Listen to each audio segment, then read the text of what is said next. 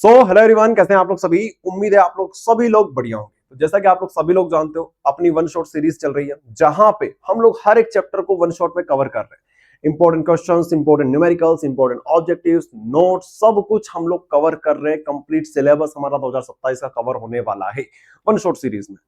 आज हम लोग बिना कोई टाइम को वेस्ट किए हुए स्टार्ट करेंगे chapter number 2, electrochemistry. Chapter number 1 already हम कवर कर चुके हैं। डिस्क्रिप्शन में लिंक है, कंप्लीट प्लेलिस्ट आपको देखने को मिल जाएगी। चलो तो स्टार्ट करें इलेक्ट्रोकेमिस्ट्री। बिल्कुल टाइम वेस्ट नहीं करेंगे, फालतू का टाइम हम बिल्कुल वेस्ट करते नहीं है और ना करने वाले। तो भैया हमारे पास सिलेबस आता है। सबसे पहले सिलेबस में जो most most most important topics है जहां पे 2027 में क्वेश्चंस बनेंगे वो देख सकते हैं आप लोग।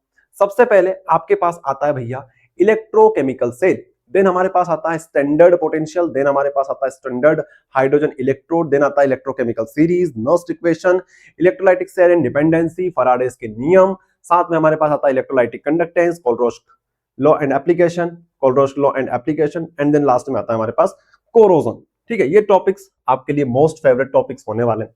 चाहे तो आप लोग स्क्रीनशॉट लेकर रख लीजिए, चाहे ये नोट्स जो है आपको मैं दिखा रहा हूं यहाँ पर, ये जो पीपीटी आपको देख रहे हैं वो भी आपको बता दूंगा कैसे आप लोग डाउनलोड कर सकते हो। ओके चलो स्टार्ट करें, स्टार्ट करते हैं भैया। What is electrochemistry. चैप्टर का नाम इलेक्ट्रोकेमिस्ट्री, तो इलेक्ट्रोकेमिस्ट्री क्यों नाम रखा।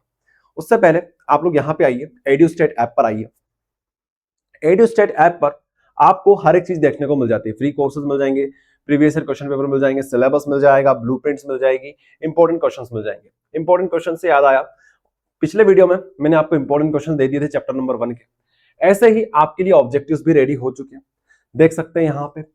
Most most most important objectives, चाहे पीवाईक्यूज के हो, त्रैमासिक के हो, अर्धवार्षिक के हो, प्री बोर्ड के हो, सैंपल पेपर के हो, प्रैक्टिस सेट पेपर के हो, क्वेश्चन बैंक के हो, परीक्षा बोर्ड के हो, परीक्षा अध्ययन के हो, सब कुछ लाकर मैंने एक जगह पर रख दिया है। देख सकते हैं आप लोग, जैसे ये क्वेश्चन हो गया, ये 4 ऑप्शंस हो गए, राइट ऑप्शन कौन सा होगा, एक्सप्लेनेशन क्या होगा उसका, साथ में कहां पे ये क्वेश्चन दे रखा है, क्वेश्चन बैंक 2025 में। सोर्स भी आपको मैंने बता दिया है कि इस सोर्स में ये क्वेश्चन ऑलरेडी दे रखा है। ऐसे ही करके यहां पे देख सकते हो 24 में आ रखा है, 23 में आ रखा है, 2014 में आ रखा है, 2024 में आ रखा है, 14 में आ रखा है, ये सारे क्वेश्चन है। ठीक है, तो ऐसे करके एमसीक्यूज निकाल लिए अपने 500 ऑब्जेक्टिव से, अपने पास 500 ऑब्जेक्टिव। तो 500 ऑब्जेक्टिव बहुत होते हैं, इतना अगर आपने कर लिया तो ऑब्जेक्टिव तो आपके बाहर नहीं जाएंगे। चलो आगे बढ़ते हैं, आइए यहाँ पे, ये हमारे पास एमसीक्यूज हो जाएंगे। फिर हमारे पास आएंगे फिल इन द ब्लैंक्स, ये देख सकते हो फिल इन द ब्लैंक्स है हमारे पास, ये रहे हमारे फिल इन द ब्लैंक्स। ठीक है, सेम चीजें, वही क्वेश्चन आएगा आपके पास, ऑप्शन रहेंगे आपके पास, ऑप्शन बोल रहा हूं मैं, आंसर आप लोग देखेंगे यहाँ पे, इसका एक्सप्लेनेशन है सिंपल भाषा में। साथ में ही मैंने आपको यहाँ पे सोर्स भी दे रखा है, किस ईयर में क्वेश्चन पूछा गया है या फिर किस सोर्स से हमने क्वेश्चन लिया है। ठीक है, ऐसे करके फिल इन द ब्लैंक्स है, मैच द कॉलम है, ट्रू फॉल्स है, वन वर्ड है, सब कुछ है। ओके, बस आप देखते जाओ, सब कुछ मिलेगा इस पीडीएफ के अंदर। बहुत रिसर्च करने के बाद ये पीडीएफ बन पाई है यार। ठीक है, तो इसका यूज करें आप लोग सभी। उसके बाद आप लोग थोड़ा नीचे आइए, ये आपको मैच द कॉलम्स मिल जाएगी। ठीक है, मैच द कॉलम के बाद हम लोग थोड़ा और नीचे आते हैं, मैच द कॉलम हो गए, इसके अलावा वन सेंटेंस वन वर्ड हो गया। ओके, अब यहां से स्टार्ट होता है हमारा भैया 12th केमिस्ट्री के इंपॉर्टेंट क्वेश्चंस विद सॉल्यूशन। ठीक है, जहां पे हमने सारे सोर्सेज ले रखे, त्रैमासिक, half yearly, pre board, sample paper, question bank और पीवाईक्यूज तो है ही सही। जैसे चैप्टर नंबर 1 के सारे इंपॉर्टेंट क्वेश्चंस मैंने बताए थे आपको, डेफिनेशन टाइप के क्वेश्चंस क्यों ना हो, न्यूमेरिकल टाइप के क्वेश्चन क्यों ना हो, विद सॉल्यूशन है भैया, ऐसा नहीं है कि विदाउट सॉल्यूशन दे रहा हूं मैं आपको, विद सॉल्यूशन दे रहा हूं, और बेस्ट सॉल्यूशन है ये देख सकते हो, त्रैमासिक में, प्री बोर्ड में, सैंपल पेपर में ऑलरेडी ये क्वेश्चन आ रखा है। ठीक है, तो ये चलने वाली ही चीजें। अपन चैप्टर नंबर 2 की बात करते हैं, इलेक्ट्रोकेमिस्ट्री। ठीक है, ऐसे यहाँ पर है चैप्टर नंबर 2 इलेक्ट्रोकेमिस्ट्री। क्वेश्चंस देखने को मिल जाएंगे, short answer type questions, long answer type question, सारे क्वेश्चंस अपने पास है। ओके, ये सारी चीजें अपने पास है। ये क्वेश्चन देख सकते हो कितना इंपॉर्टेंट है, 12 में, 15 में, 17 में, 19 में, 20 में, 23 में, 24 में, सैंपल पेपर 2026 में आ रखा है ऑलरेडी। तो ऐसे बहुत सारे क्वेश्चन है, कंप्लीट पीडीएफ है, सब कुछ मिलता है इसमें। तो ये मिल जाएगी आपको एडुस्टेट ऐप पर, इंपॉर्टेंट क्वेश्चन के सेक्शन में जाना। ये रही आपकी फिजिक्स की पीडीएफ, ये रही मैथ्स की पीडीएफ, ये रही हिंदी की, ये रही इंग्लिश की, यहाँ पे केमिस्ट्री की और वगैरह वगैरह। ठीक है, चेक कर सकते हो आप। अब यहाँ पे आइए कोर्सेज के सेक्शन में, यहाँ पे आपको कंप्लीट बैच मिल जाती है, शौर्य बैच 2027 के लिए, पीसीएम इंग्लिश मीडियम और ये हिंदी मीडियम के लिए। अगर आप लोग स्पेसिफिक कोर्स चाहते हैं, सिर्फ और सिर्फ हिंदी सब्जेक्ट पढ़ना है, इंग्लिश पढ़ना है, फिजिक्स पढ़ना है, मैथ्स पढ़ना है, बायोलॉजी, तो वो भी आपके लिए बना के रख दिया। लेकिन आप चाहते हैं सारे सब्जेक्ट एक साथ, तो आप ये परचेस कर लीजिए, सारे ऑटोमेटिक परचेस आपके हो जाएंगे। जैसे केमिस्ट्री हिंदी मीडियम है, ये तो इंग्लिश मीडियम की बात करते हैं। इंग्लिश मीडियम में भैया ये रही अपनी इंग्लिश मीडियम। यहाँ पे आइए, कंटेंट के सेक्शन में आइए, यहाँ पे देखेंगे गाइडेंस वीडियोस है, सुपर पीडीएफ है, माइंड मैप्स है, इंपॉर्टेंट क्वेश्चंस है, इंपॉर्टेंट ऑब्जेक्टिव्स है, प्रश्न बैंक है, पीवाईक्यूज है, पेड ऑब्जेक्टिव्स हैं, इंपॉर्टेंट क्वेश्चंस है। उसके अलावा हमारे प्राइम नोट्स है, वन शॉट वीडियोस है, सुपर शॉर्ट वीडियोस है, ब्लूप्रिंट्स है और परीक्षा बोर्ड है। सब कुछ आपको एक जगह मिल जाती है चीजें, जो कि आज के टाइम पे एमपी बोर्ड में कोई भी प्रोवाइड नहीं कर रहा है, जो कि MP board education edu state आपको प्रोवाइड कर रहा है। व्हाट इज इलेक्ट्रोकेमिस्ट्री, क्वेश्चन वही घूम के आ जाता है कि भैया होती क्या है इलेक्ट्रोकेमिस्ट्री। ठीक है, सो इलेक्ट्रोकेमिस्ट्री की हम बात कर रहे हैं। सिंपल सी भाषा में बात करें, डेफिनेशन को छोड़ो, आप तो यही समझो। इलेक्ट्रो मतलब इलेक्ट्रिसिटी से रिलेटेड है, केमिस्ट्री मतलब केमिकल चेंजेस से रिलेटेड है। तो केमिस्ट्री की वहां शाखा या वो ब्रांच केमिस्ट्री की जो डील करती है इलेक्ट्रिकल चेंजेस में और केमिकल चेंजेस में। ठीक है, इलेक्ट्रिकल एंड केमिकल चेंजेस में डील करने वाली शाखा को ही केमिस्ट्री की इलेक्ट्रोकेमिस्ट्री कहा गया है। ओके भैया, क्या समझ में नहीं आया हमको? अरे कुछ नहीं है इसमें, आप इलेक्ट्रिसिटी समझते हो, केमिकल चेंजेस समझते हो, उनके बीच में इंटर रिलेशन होने वाला है, उनके बीच में हम लोग खेलने वाले हैं, बस यही है इलेक्ट्रोकेमिस्ट्री। ठीक है, चलो आते हैं हम लोग कुछ बेसिक चीजों पे। जिन बच्चों ने क्लास 9th में, 10th में, 11th में पढ़ाई नहीं करी है, हमारी जिम्मेदारी बनती है कि उनके बेसिक्स क्लियर कराएं। तो अपन स्टार्ट करते हैं बिल्कुल बेसिक के साथ, जो कि काम आएगा आपको, इसलिए करा रहा हूं, नहीं तो नहीं कराता मैं, ये चीज काम आएगी। आपको ये पता होना चाहिए ऑक्सीडेशन और रिडक्शन क्या होता है। भैया नहीं पता, अब क्या करें? मैं हूं तो सही, बताऊंगा आपको। ऑक्सीडेशन का मतलब होता है गेन ऑफ ऑक्सीजन। जैसे कार्बन है, कार्बन ने ऑक्सीजन गैस के साथ रिएक्शन करी तो क्या बनाएगी? कार्बन डाइऑक्साइड गैस बना देगी। क्या हुआ? गेन ऑफ ऑक्सीजन हुआ, गेन ऑफ ऑक्सीजन हुआ। अगर गेन ऑफ हाइड्रोजन हो जाए तो, जैसे क्लोरीन गैस है, इसने हाइड्रोजन गैस के साथ रिएक्शन करी तो यहां पे हो गया HCl। ठीक है, ये क्या हो गया? Gain of hydrogen.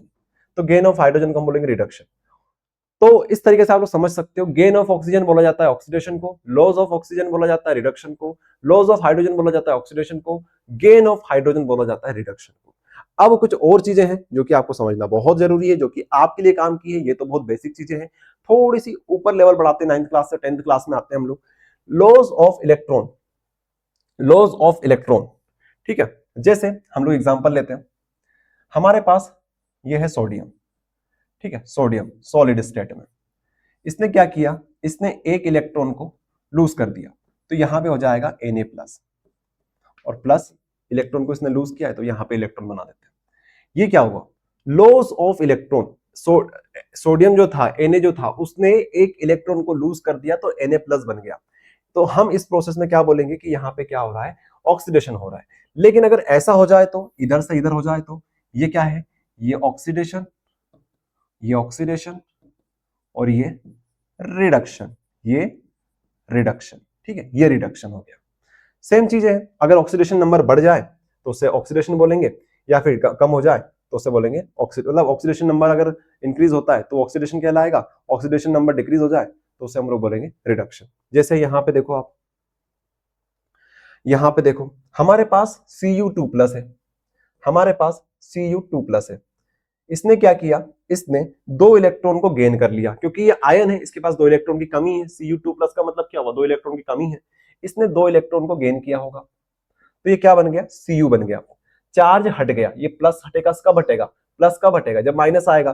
तो इलेक्ट्रॉन को जब ये गेन करेगा तभी तो हटेगा। ठीक है, तो यहां पे क्या बोलेंगे कि इसने इलेक्ट्रॉन को लूज किया है, इसलिए यहां पे क्या, सॉरी, इलेक्ट्रॉन को इसने गेन किया है, तो हम बोलेंगे यहां पे रिडक्शन हुआ है। सेम उसी तरीके से अगर जैसे हम Mg की बात करें, Mg2 प्लस में कन्वर्ट हो गया, इसका मतलब क्या हुआ? इसका मतलब यह हुआ इसके ऊपर पॉजिटिव चार्ज तभी आएगा जब इसने इलेक्ट्रॉन अपनी तरफ से लूज कर दिए होंगे। सो यहां पे हम बोलेंगे लॉस ऑफ इलेक्ट्रॉन ऑक्सीडेशन। आई बात समझ में? बस ये एग्जांपल याद रखो, मोर देन सफिशिएंट है। इसके अलावा आपसे कुछ भी नहीं पूछा जाएगा पूरी केमिस्ट्री के अंदर, क्लास 12th की केमिस्ट्री के अंदर इससे बाहर कुछ भी नहीं है ऑक्सीडेशन और रिडक्शन में, कोई चिंता वाली बात नहीं है। चलो आगे बढ़ते हैं, ये चीज आपको समझ में आ गई। आगे हमारे पास इलेक्ट्रोकेमिकल सेल। अब टॉपिक स्टार्ट होता है इंपॉर्टेंट, इलेक्ट्रोकेमिकल सेल।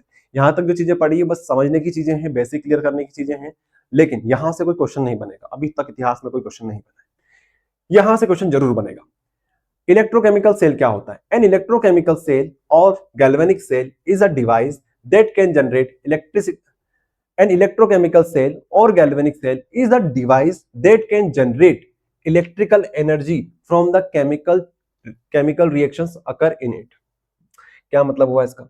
इसका मतलब ये हुआ इलेक्ट्रोकेमिकल सेल या गैल्वेनिक सेल कुछ नहीं है, ये एक ऐसा डिवाइस है जो क्या करेगा, आपके केमिकल रिएक्शन की वजह से आपको इलेक्ट्रिकल एनर्जी जनरेट करके देगा। मतलब अंदर इलेक्ट्रिक केमिकल चेंजेस हो रहे होंगे और आपको क्या मिल जाएगी, आपको इलेक्ट्रिसिटी मिल जाएगी। नॉर्मली सेल्स जो होते हैं वो यही तो करते हैं, अंदर कुछ केमिकल रिएक्शंस होती है और हमें क्या मिलती है, हमें मिल जाती है इलेक्ट्रिकल एनर्जी या फिर इलेक्ट्रिसिटी मिल जाती है। ठीक है, यही चीज होती है, बस यही काम करता है हमारा सेल। कौन सा cell, electrochemical cell. Electrochemical cell में होता यह है केमिकल चेंजेस की वजह से हमें इलेक्ट्रिकल एनर्जी मिलती है, बस इतना सा याद रखना है।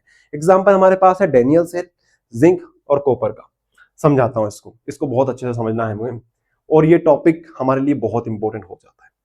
चलो समझते हैं हम लोग electrochemical cell. Okay, electrochemical cell definition से आपको समझ में आया बेसिक चीज क्या है। अब यहां से एक बहुत बहुत बहुत प्यारा क्वेश्चन बनता है जो कि मैं आपको दिखाता हूं, जो कि ऑलरेडी कितनी ही बार आ चुका है। इलेक्ट्रोकेमिकल सेल,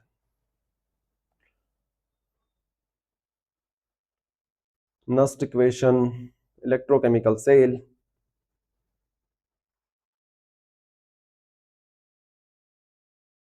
ये देखिए 2023 में और 2012 में ये ऑलरेडी क्वेश्चन आ रखा है, और त्रैमासिक में, अर्धवार्षिक में तो बहुत बार ये क्वेश्चन रिपीट हुआ है। पूछा जाएगा what is galvanic cell, explain कीजिए। साथ में आपसे बोला जा सकता है कि इसमें जो प्रोसेस हो रही है, इसके अंदर जो केमिकल रिएक्शंस हो रही है, उनको भी आप एक्सप्रेस कीजिए। इस प्रकार से आपसे क्वेश्चन पूछा जा सकता है। ठीक है, तो आपको पूरी चीज लिखनी पड़ेगी। चलो क्वेश्चन देख लिया किस टाइप से आपसे पूछा जा सकता है। 4 नंबर में आने की पूरी पूरी संभावना इस क्वेश्चन की होती है। तो आपसे गैल्वेनिक सेल पूछे या फिर इलेक्ट्रोकेमिकल सेल पूछे या डेनियल सेल पूछे, एक ही चीज लिखनी है आपको। तो आपको मैंने ये चीज समझा दी, डेफिनेशन क्या है इलेक्ट्रोकेमिकल सेल्स की, कि ये कन्वर्ट करता है केमिकल एनर्जी को इलेक्ट्रिकल एनर्जी में, दैट्स इट। अब बात करते हैं कि भैया ये चीज एक्चुअल में काम कैसे करती है, सेल के अंदर केमिकल रिएक्शंस कैसे हो रही है और हमें एनर्जी कैसे मिल रही है। ठीक है, ये समझते हैं। आप लोग यहां पे देखिए कंस्ट्रक्शन, हमारे पास कंस्ट्रक्शन कुछ इस प्रकार से, आपको एग्जाम में लिखना कैसे है वो यहाँ पे सब कुछ लिखा हुआ है। सबसे पहले आप लोग ये कंस्ट्रक्शन समझिए, उसके बाद वर्किंग समझाऊंगा आपको। हमारे पास दो कंटेनर है, एक कंटेनर ये हो गया, एक कंटेनर ये हो गया, दो कंटेनर हमारे पास है, कंटेनर नंबर 1, कंटेनर नंबर 2। इस कंटेनर के अंदर हमने एक रोड लगा रखी है, रोड क्या बोलेंगे, रोड लगा रखी है। किसकी रोड लगा रखी है, जिंक की रोड लगा रखी है, जिंक की रोड लगा रखी है। इसके अंदर हमने सॉल्यूशन कौन सा भर रखा है, ZnSO4 का सॉल्यूशन भर रखा है, ZnSO4 का सॉल्यूशन भर रखा है। अब यहां पे क्या होगा, यहां पे ऑक्सीडेशन होगा, मतलब लॉस ऑफ इलेक्ट्रॉन होगा, इसलिए हम यहां पे बोलते हैं यहां पे ऑक्सीडेशन हो रहा है। ये जो कहानी है ये एनोड कहलाएगी और ये कैथोड कहलाएगी। भैया ये क्या वर्ड यूज कर रहे हो, एनोड, कैथोड, ऑक्सीडेशन, क्या क्या हो रहा है यहाँ पे, मैं आपको बिल्कुल बेसिक से समझाऊंगा। एक बार आप लोग लिखने का तरीका समझ लो, देन उसके बाद अपन लोग एक एक चीज को फिर से समझेंगे। ठीक है, तो यहां पे ऑक्सीडेशन होगा, जिंक का सॉल्यूशन है, जिंक ZnSO4 का सॉल्यूशन है, जिंक की रोड हमारे पास है, यहाँ पे हमारे पास कॉपर की रोड है, यहाँ पे CuSO4 का सॉल्यूशन भर रखा है। ध्यान रखना जिसकी आप रोड लोगे उसी का सॉल्यूशन, उसी मेटल का सॉल्यूशन आपके पास होना चाहिए। जैसे यहाँ पे जिंक है तो जिंक का जिंक SO4, यहाँ पे कॉपर है तो CuSO4 का हमने सॉल्यूशन ले रखा है। यहाँ पे आगे हमारे पास आता है सॉल्ट ब्रिज, ये हमारे पास सॉल्ट ब्रिज होता है, क्या काम करता है समझाऊंगा आपको मैं। सॉल्ट ब्रिज आता है, उसके बाद हम लोग वर्किंग समझेंगे। तो सिंपल सी भाषा में, अगर ऐसे बच्चे जिनको एग्जाम से 5 मिनट पहले टॉपिक पढ़ के जा रहे हो, तो ये डायग्राम रहेगा, ये कंस्ट्रक्शन रहेगी, ये वर्किंग रहेगी, ये पढ़ के चले जाओ। तो मैंने कंस्ट्रक्शन तो आपको ऊपर ऊपर से समझा दी, लेकिन अब बात आती है भैया डीप डाइव करने की। अब बात आती है डीप डाइव करने की, तो हम लोग समझेंगे यहां पर, थोड़ी सी स्पेस मिल जाए मुझे समझाने के लिए, आपको हो जाएगा काम। यहां पे देखिए हमारे पास एक कंटेनर है, हमारे पास एक और कंटेनर है। ठीक है, हमारे पास दो कंटेनर हो गए। हमने बोला कि इसके अंदर हमारे पास एक रोड है, ये रोड बना दी, इसके अंदर भी हमारे पास एक रोड है। ये हमारे पास किसकी रोड है भैया, ये हमारे पास जिंक की रोड है, जिंक की रोड है, जिंक। ये हमारे पास किसकी रोड है, ये हमारे पास कॉपर की रोड है, सी कॉपर, कॉपर। इतनी बात आपको क्या समझ में आई, ठीक है, इतनी बात आपको समझ में आई। उसके बाद यहां पे जो सॉल्यूशन भरा हुआ है, यहां पे जो सॉल्यूशन के अंदर ये जिंक की रोड डिप हो रखी है, इसके अंदर है, वो हमारे पास है ZnSO4, ZnSO4। और यहां पे यहां पे हमारे पास है CuSO4, CuSO4। अब जरा ध्यान से देखना होगा क्या, यहां पे अगर ZnSO4 है और सॉल्यूशन में कभी भी जो हमारे एलिमेंट्स होते हैं वो इस प्रकार से नहीं होते, ये आयंस के फॉर्म में ब्रेक डाउन हो जाते हैं। जैसे हमारे पास बात करें पानी की, H2O की बात करें तो H2O क्या होता है, H प्लस और OH माइनस में ब्रेक डाउन हो जाता है। पानी इस प्रकार से एग्जिस्ट करता है एक्चुअल में, लेकिन हम क्या बोलते हैं कि यहाँ पे पानी भरा हुआ, H2O भरा हुआ, लेकिन इस प्रकार से ये ब्रेक डाउन हो जाता है। वैसे ही ZnSO4 एक्चुअल में क्या होगा, आयंस के फॉर्म में कुछ इस प्रकार से टूट जाएगा, Zn2 प्लस SO4 2 माइनस। ठीक है, अब Zn2 प्लस के अरबों आयंस होंगे यहाँ पे, हम लोग मान लेते हैं भैया बहुत सारे आयंस है यहाँ पे, जिंक 2 प्लस, ऐसे ही SO4 के भी बहुत सारे होंगे यहाँ पे ions, SO4 2 minus, SO4 2 minus. यहाँ पे देखो, यहाँ पे भी केस सेम हो जाएगा हमारे पास, यहाँ पर भी सेम चीजें होगी। यहाँ पे हमारे पास CuSO4 है तो Cu2 plus SO4 2 minus, Cu2 plus SO4 2 minus, Cu2 plus SO4 2 minus, ये चीज यहाँ पे चलने वाली है। अब इन दोनों को हम लोग कनेक्ट कर देते हैं, क्या करते हैं, एक दूसरे से कनेक्ट कर देते हैं, ये हमने कनेक्ट कर दिया। अब यहाँ पे मैं लगाता हूँ गैल्वेनोमीटर, क्या लगाता हूँ, गैल्वेनोमीटर। गैल्वेनोमीटर क्या करता है, गैल्वेनोमीटर करंट को मेजर करता है, स्मॉल करंट जो जनरेट होता है उसे मेजर करने का काम करता है गैल्वेनोमीटर। तो अगर यहाँ पे कुछ करंट जनरेट होगा तो मेजरमेंट के लिए हमने गैल्वेनोमीटर लगा रखा है, आप बल्ब लगा सकते हो, बल्ब जल गया तो हम लोग समझेंगे हाँ भैया हमारा काम हो चुका है, हमें इलेक्ट्रिसिटी मिल चुकी है। तो अब क्या होगा, अब समझना कहानी क्या होती है, अब समझना। जिंक जो है, जिंक यहाँ पे क्या है, यहाँ पे सॉलिड स्टेट में है। यहां से जिंक जो है, ये जो जिंक है, ये जो जिंक है, ये क्या करेंगे, इलेक्ट्रॉन को लूज करेंगे। जिंक की टेंडेंसी होती है कि ये 2 इलेक्ट्रॉन को लूज कर सकता है।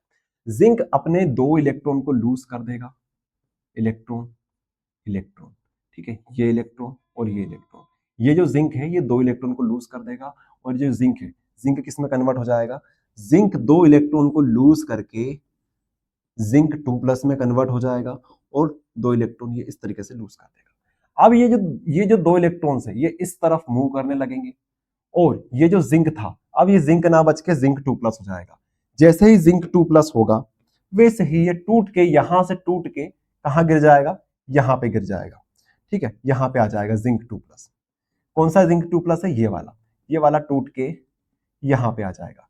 ऐसे ही करके ये वाला, ये वाला, ये वाला, धीरे धीरे करके आप लोग देखोगे ये जो जिंक है यहां से धीरे धीरे ये जो रोड है ये पतली होती जाएगी, जिंक टूटता जाएगा, जिंक 2 प्लस में कन्वर्ट होता जाएगा, और हमें यहां से 2 इलेक्ट्रॉन मिलते रहेंगे। 2 इलेक्ट्रॉन फिर गए, फिर जाएंगे 2 इलेक्ट्रॉन, फिर जाएंगे 2 इलेक्ट्रॉन, फिर जाएंगे 2 इलेक्ट्रॉन, इस तरीके से ये जाते जाएंगे, कहां जाएंगे, कॉपर के पास जाएंगे। अभी मैं समझा रहा हूं। तो ये इलेक्ट्रॉन उठ के आए, उठ के आए, उठ के आए, उठ के आए, यहां पे आ गए, ये इलेक्ट्रॉन यहां पे आ गए। अब जरा ध्यान से समझो, अब क्या होगा, यहां पे गैल्वेनोमीटर लगा रखा है, जब इलेक्ट्रॉन का मूवमेंट होता है तो उसे हम क्या बोलते हैं, करंट। तो करंट यहां पे जनरेट हो जाएगा, और ये जो गैल्वेनोमीटर है ये इस टाइप से डिफ्लेक्शन शो करने लगेगा। क्या करने लगेगा, डिफ्लेक्शन शो करने, उसकी जो नीडल है ना, सुई जो होती है गैल्वेनोमीटर की, वो ऐसे ऐसे ऐसे ऐसे शो करने लगेगी। तो गैल्वेनोमीटर कुछ इस प्रकार से डिफ्लेक्ट होने लगेगा, इलेक्ट्रॉन का मूवमेंट हो रहा है इसीलिए। अब ये जो 2 इलेक्ट्रॉन है ये गए यहां पर, ये जो रोड है ना धीरे धीरे पतली होती जाएगी, पतली होती जाएगी, ये गए यहां पे, यहां पे आए, यहां पे आए। अब यहां पे क्या भरा हुआ है, यहां पे CuSO4 का सॉल्यूशन भरा हुआ है। तो ये जो Cu2 प्लस है ये क्या करेगा, Cu2 प्लस, इसे चाहिए भैया 2 इलेक्ट्रॉन, इसको चाहिए 2 इलेक्ट्रॉन, तो ये इसके साथ रिएक्शन करेगा। तो ये जो हमारे पास Cu2 प्लस सॉल्यूशन के अंदर है, ये जब यहाँ पे इलेक्ट्रॉन्स आएंगे तो ये 2 इलेक्ट्रॉन से रिएक्शन करके कॉपर सॉलिड बना देगा। मतलब ये धीरे धीरे करके यहाँ पे जाके चिपकने लगेगा, ये चिपक गया, फिर यहाँ पे 2 इलेक्ट्रॉन उधर से आएंगे, फिर ये वाला Cu2 प्लस ये चिपक गया यहाँ पे, ऐसे करके Cu2 प्लस ये जो सॉल्यूशन के अंदर है वो यहाँ पे चिपकने लगेंगे। ठीक है, तो ऐसे करके ये जो रोड है ना ये धीरे धीरे करके मोटी होती जाएगी, क्या होती जाएगी, मोटी होती जाएगी। तो ये रोड जो होगी ये मोटी होगी, और ये जो रोड है ये पतली होती जाएगी टाइम के साथ साथ। आई बात समझ में, क्यों हो रहा है, क्योंकि यहां से इलेक्ट्रॉन्स आ रहे हैं और यहां जाके Cu2 प्लस के साथ रिएक्शन करके चिपक जा रहे हैं कॉपर सॉलिड में, तो यहाँ पे कॉपर बनता जा रहा है, यहाँ पे कॉपर सॉलिड बनता जा रहा है, ये यहां से उठ के यहाँ पे आ रहा है। ठीक है, तो ठीक है भैया खत्म हो गई रिएक्शन, है ना, इसका मतलब नहीं, यहाँ पे आती है एक प्रॉब्लम। आपने ये देखा कि यहां से जिंक 2+ टूट के यहां पे जा रहा है सॉल्यूशन के अंदर। सॉल्यूशन के अंदर ऑलरेडी जिंक 2+ था और SO4 2- था। लेकिन जब यहां से बहुत सारे जिंक टूट के जाएंगे तो यहां पे कौन ज्यादा रहेगा, कौन ज्यादा मात्रा में रहेगा? आप बोलोगे जिंक 2+ इसमें ज्यादा मात्रा में रहेगा, क्योंकि ऑलरेडी जिंक 2+ था और यहां से फिर आ गया।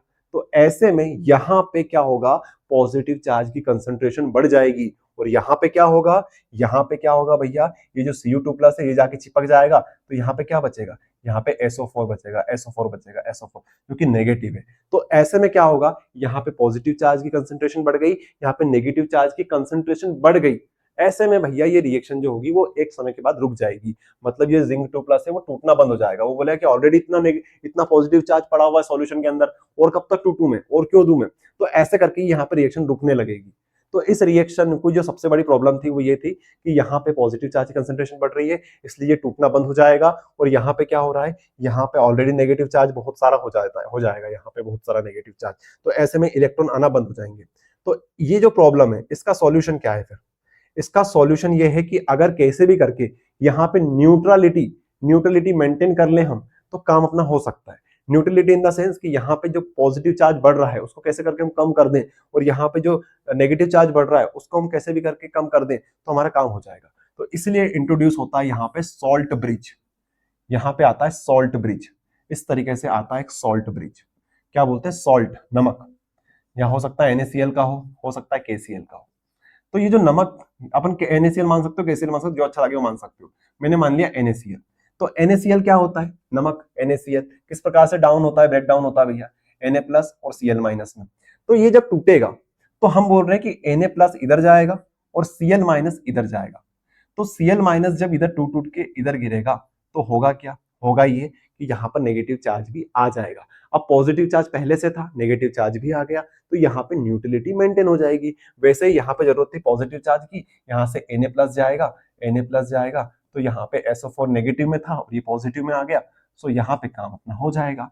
तो इस तरीके से चीजें होती है। सॉल्ट ब्रिज की जरूरत इसलिए पड़ी ताकि हम न्यूट्रलिटी मेंटेन कर सके। समझ में आया कुछ?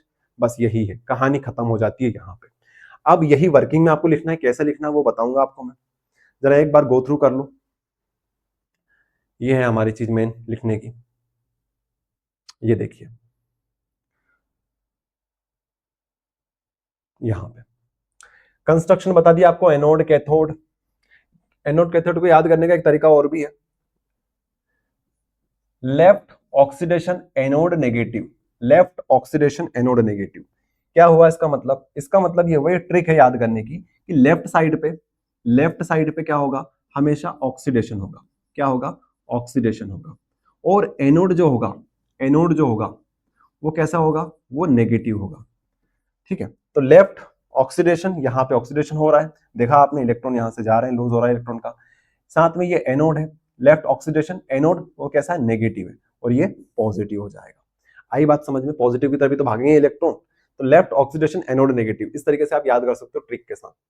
सो ये चीजें आप लिख लोगे, कंस्ट्रक्शन वर्किंग पढ़ लो एक बार। Zinc act as an anode, undergoes oxidation, zinc lose electrons forming Zn2+ ion. The released electron flow from zinc to copper through the external wire. ये जो वायर है इसके द्वारा इलेक्ट्रॉन यहां से यहां जाएंगे। ये चीज आपको समझ में आई? उसके बाद क्या लिखा है, copper 2+ gain electron at the cathode and get deposited as the Cu metal. तो यहां पे क्या होगा, यहां पे जो Cu2+ है वो यहां जाके डिपॉजिट होने लग जाएगा, चिपकने लग जाएगा। ठीक है, यहाँ पे चिपकने लग जाएगा और Cu मेटल की तरह बिहेव करेगा। उसके बाद यहाँ पे जरूरत पड़ती है सॉल्ट ब्रिज की, ताकि इलेक्ट्रिकल न्यूट्रलिटी मेंटेन हो सके, जो मैंने आपको समझाया था। To move on between the two solutions, electricity neutrality maintain हो सके और हमारा काम चलता रहे। ओके, इसलिए अब यहाँ पे रिएक्शंस भी लिखना जरूरी है। तो दो प्रकार के रिएक्शन है, एक एनोड के ऊपर, एक कैथोड के ऊपर। तो एनोड के ऊपर हो रहा है जिंक, जो होता है जिंक 2+, जिंक 2+ और 2 इलेक्ट्रॉन को लूज कर देगा। Cu2+, 2 इलेक्ट्रॉन को गेन करके कॉपर सॉलिड में वापस कन्वर्ट हो जाएगा। फिर अगर आप इन दोनों रिएक्शंस को देखोगे, एनोड और कैथोड को, और ओवरऑल सेल रिएक्शन लिखोगे, तो क्या लिखोगे, लेफ्ट साइड की चीजें एक साथ लिख दो, जिंक जिंक, कॉपर कॉपर। अब ये 2 इलेक्ट्रॉन से ये 2 इलेक्ट्रॉन कट गए, तो हुआ क्या, हमारे पास इधर मिला जिंक 2+ और यहाँ पे कॉपर, ये हो गई। तो ये आपकी हो गई ओवरऑल रिएक्शन। इस तरीके से आपको लिखना है एग्जाम में। समझ में आया? बस यही है। पहले तो थ्योरी लिख दो पूरी अच्छी तरीके से, उसके बाद ये रिएक्शन से लिख दो, इतने में आपको पूरे में से पूरे नंबर मिल जाएंगे। और मैंने बहुत सिंपल भाषा में आपको नोट्स बनाकर दिए हैं, अगर आप चाहें परीक्षा बोध को फॉलो करना वो भी कर सकते हैं, लेकिन वहां की लैंग्वेज थोड़ी सी टफ पड़ जाती है, देख सकते हैं आप लोग। ओके, बाकी यहाँ पर मैंने सॉल्यूशन आपके लिए लगा रखा है, सेम चीजें हैं, कुछ भी अंतर नहीं है, जो चीजें होती है तो वही रहेगी। चलिए, तो इस तरीके से इलेक्ट्रोकेमिकल सेल हमारा फिनिश होता है। चलो आगे बढ़ते हैं, नेक्स्ट टॉपिक हमारे पास है इलेक्ट्रोड पोटेंशियल। क्या होता है भैया इलेक्ट्रोड पोटेंशियल? इलेक्ट्रोड पोटेंशियल कुछ नहीं है, it is a electrical potential difference set up between a metal electrode and its ion. बस यही है electrode potential, electrical potential difference ही है जो कि सेटअप होता है किस किस के बीच में, अ metal electrode and its ion के बीच में। जैसे वही एग्जांपल हम लोग लेते हैं वापस से, ये हमारे पास कंटेनर है, इसमें ZnSO4 का सॉल्यूशन भरा हुआ है, तो यहाँ पे Zn2+ होगा और SO4 2- होगा, आयंस के फॉर्म में टूटेगा ना भैया, ठीक है, इस तरह से भरा हुआ है। इसमें मैंने एक इलेक्ट्रोड लगा दी, इस प्रकार की इलेक्ट्रोड डिप कर दी इसके अंदर, ये किसकी इलेक्ट्रोड है? जिंक की है। तो ये जो जिंक की मेटल है, जिंक की मेटल है और साथ में यहाँ पे Zn2+ है, इन दोनों के बीच का जो पोटेंशियल डिफरेंस होगा, इनके बीच में जो पोटेंशियल डिफरेंस सेटअप होगा, उसी को क्या बोला जाता है? इलेक्ट्रोड पोटेंशियल बोला जाता है। अब metal electrode and its ion, इनके बीच का जो पोटेंशियल डिफरेंस होता है, इनके बीच में जो पोटेंशियल डिफरेंस सेटअप होता है, उसी को हम लोग क्या बोलते हैं? इलेक्ट्रोड पोटेंशियल बोलते हैं। ये दो प्रकार की हो सकती है, ऑक्सीडेशन और रिडक्शन। ये जो एग्जांपल है ये हमारे पास ऑक्सीडेशन का एग्जांपल है। क्यों है एग्जांपल? क्योंकि यहाँ पे जिंक जो होगा भाई साहब, वो इलेक्ट्रॉन को लूज करेगा, ठीक है, और कन्वर्ट किस में होगा? Zn2+ के आयन में कन्वर्ट होगा, इसीलिए। जैसे यहाँ पे आप लोग देख लो, ये हमारे पास एग्जांपल है, ये हमारे पास मेटल इलेक्ट्रोड है, उसने इलेक्ट्रॉन को लूज किया होगा और यहाँ पे आयन में कन्वर्ट हो गया होगा। लेकिन अगर इसका उल्टा कर दे, जैसे वो Cu2+ वाला एग्जांपल हम लोग लेते हैं, हमारे पास ये कंटेनर है, ये हमने इलेक्ट्रोड डाल दी, ये कॉपर की इलेक्ट्रोड डाल दी, यहाँ पे हमारे पास Cu2+ होगा और यहाँ पे SO4 2- होगा। तो यहाँ पे Cu2+ और कॉपर के बीच में पोटेंशियल डिफरेंस सेटअप होगा, उसी को हम लोग क्या बोलेंगे? इलेक्ट्रोड पोटेंशियल बोलेंगे। और इसको क्या बोलेंगे? स्पेशली इसको बोलेंगे रिडक्शन पोटेंशियल। तो रिडक्शन पोटेंशियल Cu2+ और कॉपर के बीच में होगा। लेकिन यहाँ पे स्पेशल क्या है, इसको ऑक्सीडेशन पोटेंशियल क्यों नहीं बोल रहे? क्योंकि ये इलेक्ट्रॉन को गेन करेगा, Cu2+ दो इलेक्ट्रॉन को गेन करके वापस इसमें कन्वर्ट हो जाएगा, ठीक है। अगर हमारे पास M+ नाम का कोई आयन है, उसने इलेक्ट्रॉन को गेन किया तो MS में कन्वर्ट हो जाएगा, मेटल के सॉलिड स्टेट में कन्वर्ट हो जाएगा, ठीक है, एटम में कन्वर्ट हो जाएगा, आप लोग ये बोल सकते हो। यही चीज यहाँ पे लिखी हुई है, पढ़ लो आप लोग। When the metal ion present in the solution gain electron from the electrode and get converted into a metal atom, the potential developed is known as reduction potential। बस आपको यही याद रखना है। मोर देन सफिशिएंट है क्या यहाँ से क्वेश्चन बन सकता है? नहीं, यहाँ से आपसे क्वेश्चन नहीं पूछेंगे। क्वेश्चन क्यों नहीं पूछेंगे? क्योंकि ये सिर्फ समझने की चीजें हैं जो कि आगे पूरे टॉपिक में काम आएगी। तो यहाँ से सिर्फ समझने की चीजें हैं, ऐसी कोई चीजें नहीं है जो आपसे पूछी जाएगी डायरेक्ट। जरा यहाँ पे आओ, तो अभी हमें समझ में आया इलेक्ट्रोड पोटेंशियल। तो हमारे पास ऑक्सीडेशन पोटेंशियल और रिडक्शन पोटेंशियल, दो प्रकार के इलेक्ट्रोड पोटेंशियल आ गए, ये भी हाफ है, ये भी हाफ है, ठीक है। तो ये हाफ सेल की हमने बात करी, हाफ हाफ की बात करी। तो अब बात आती है रिप्रेजेंटेशन की, तो भैया ई से इसको रिप्रेजेंट करते हैं, इलेक्ट्रोड पोटेंशियल को ई से रिप्रेजेंट करते हैं। किससे रिप्रेजेंट करते हैं? ई से रिप्रेजेंट करते हैं, इलेक्ट्रोड पोटेंशियल। ये क्या है भैया? Standard electrode potential. अभी आपने इलेक्ट्रोड पोटेंशियल बताया, स्टैंडर्ड क्या आ गया? अगर मैं आपसे नॉर्मली पूछूं कि अगर कोई लड़का है या कोई लड़की है, उसका स्टैंडर्ड काफी हाई है, तो आप क्या बोलते हो? आपके दिमाग में बनता है कि उसकी इमेज अच्छी बन जाती है, पॉजिटिव इमेज बन जाती है कि हाँ भैया उसके कुछ रूल्स एंड रेगुलेशंस होंगे जिनको वो प्रॉपर फॉलो करता होगा, इसलिए उसने समाज में अच्छी इज्जत कमा के रखी है, उसने अपना स्टैंडर्ड हाई करके रखा है। तो स्टैंडर्ड का मतलब होता है कुछ अपने खुद के रूल्स एंड रेगुलेशंस होना। वही बात है, इलेक्ट्रोड पोटेंशियल भी स्टैंडर्ड बन सकता है, आप लोग भी स्टैंडर्ड बन सकते हो, अपने रूल्स अपने रेगुलेशंस फॉलो करो। इसके कुछ रूल्स हैं, अगर ये 3 रूल्स फॉलो होते हैं तो आप इलेक्ट्रोड पोटेंशियल को स्टैंडर्ड इलेक्ट्रोड पोटेंशियल बोल सकते हो, और तब जाके आप यहाँ पे नोट लगा सकते हो, नोट छोटा सा, स्टैंडर्ड कंडीशन में। क्या है स्टैंडर्ड कंडीशन? अगर कंसंट्रेशन 1 मोलार हो, मतलब 1 मोल पर लीटर हो, प्रेशर 1 एटीएम बार का हो, या फिर टेम्परेचर की बात करें तो 298 केल्विन का टेम्परेचर हो, 25 डिग्री सेल्सियस। ये तीनों कंडीशन आपकी फॉलो होनी चाहिए, तीनों की तीनों होनी चाहिए। तीनों कंडीशन फॉलो होती है तो उसे हम बोलेंगे स्टैंडर्ड इलेक्ट्रोड पोटेंशियल। बात वही है, वो भी पोटेंशियल ही है, लेकिन ये कौन सा वाला है? ये स्टैंडर्ड है बस। सो अब यहाँ पे हमें चीज समझ में आई कि हाँ स्टैंडर्ड पोटेंशियल कोई बड़ी बात नहीं है, बस कुछ कंडीशंस फॉलो कर रहा है इसलिए हम स्टैंडर्ड बोल रहे हैं। नोट करने वाली चीज ये है कि अकॉर्डिंग टू आईयूपीएससी, आईयूपीएससी जो नामांकन करता है केमिकल कंपाउंड्स का, तो उन्होंने एक बात बताई है हमें, एक बात बोल दी आपको कि according to IUPAC the standard reduction potential. अब ये देखो, ये जो हमारे पास इलेक्ट्रोड पोटेंशियल है ये दो प्रकार के हो सकते हैं, ये दो प्रकार के बताए थे ना मैंने, एक ऑक्सीडेशन एक रिडक्शन।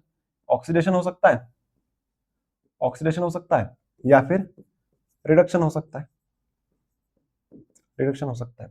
तो according to IUPAC standard reduction potential, अगर स्टैंडर्ड बनाना है तो इसके ऊपर नोट लगा दो, ये नोट लग गया तो स्टैंडर्ड बन गया। As referred to as a standard electrode potential.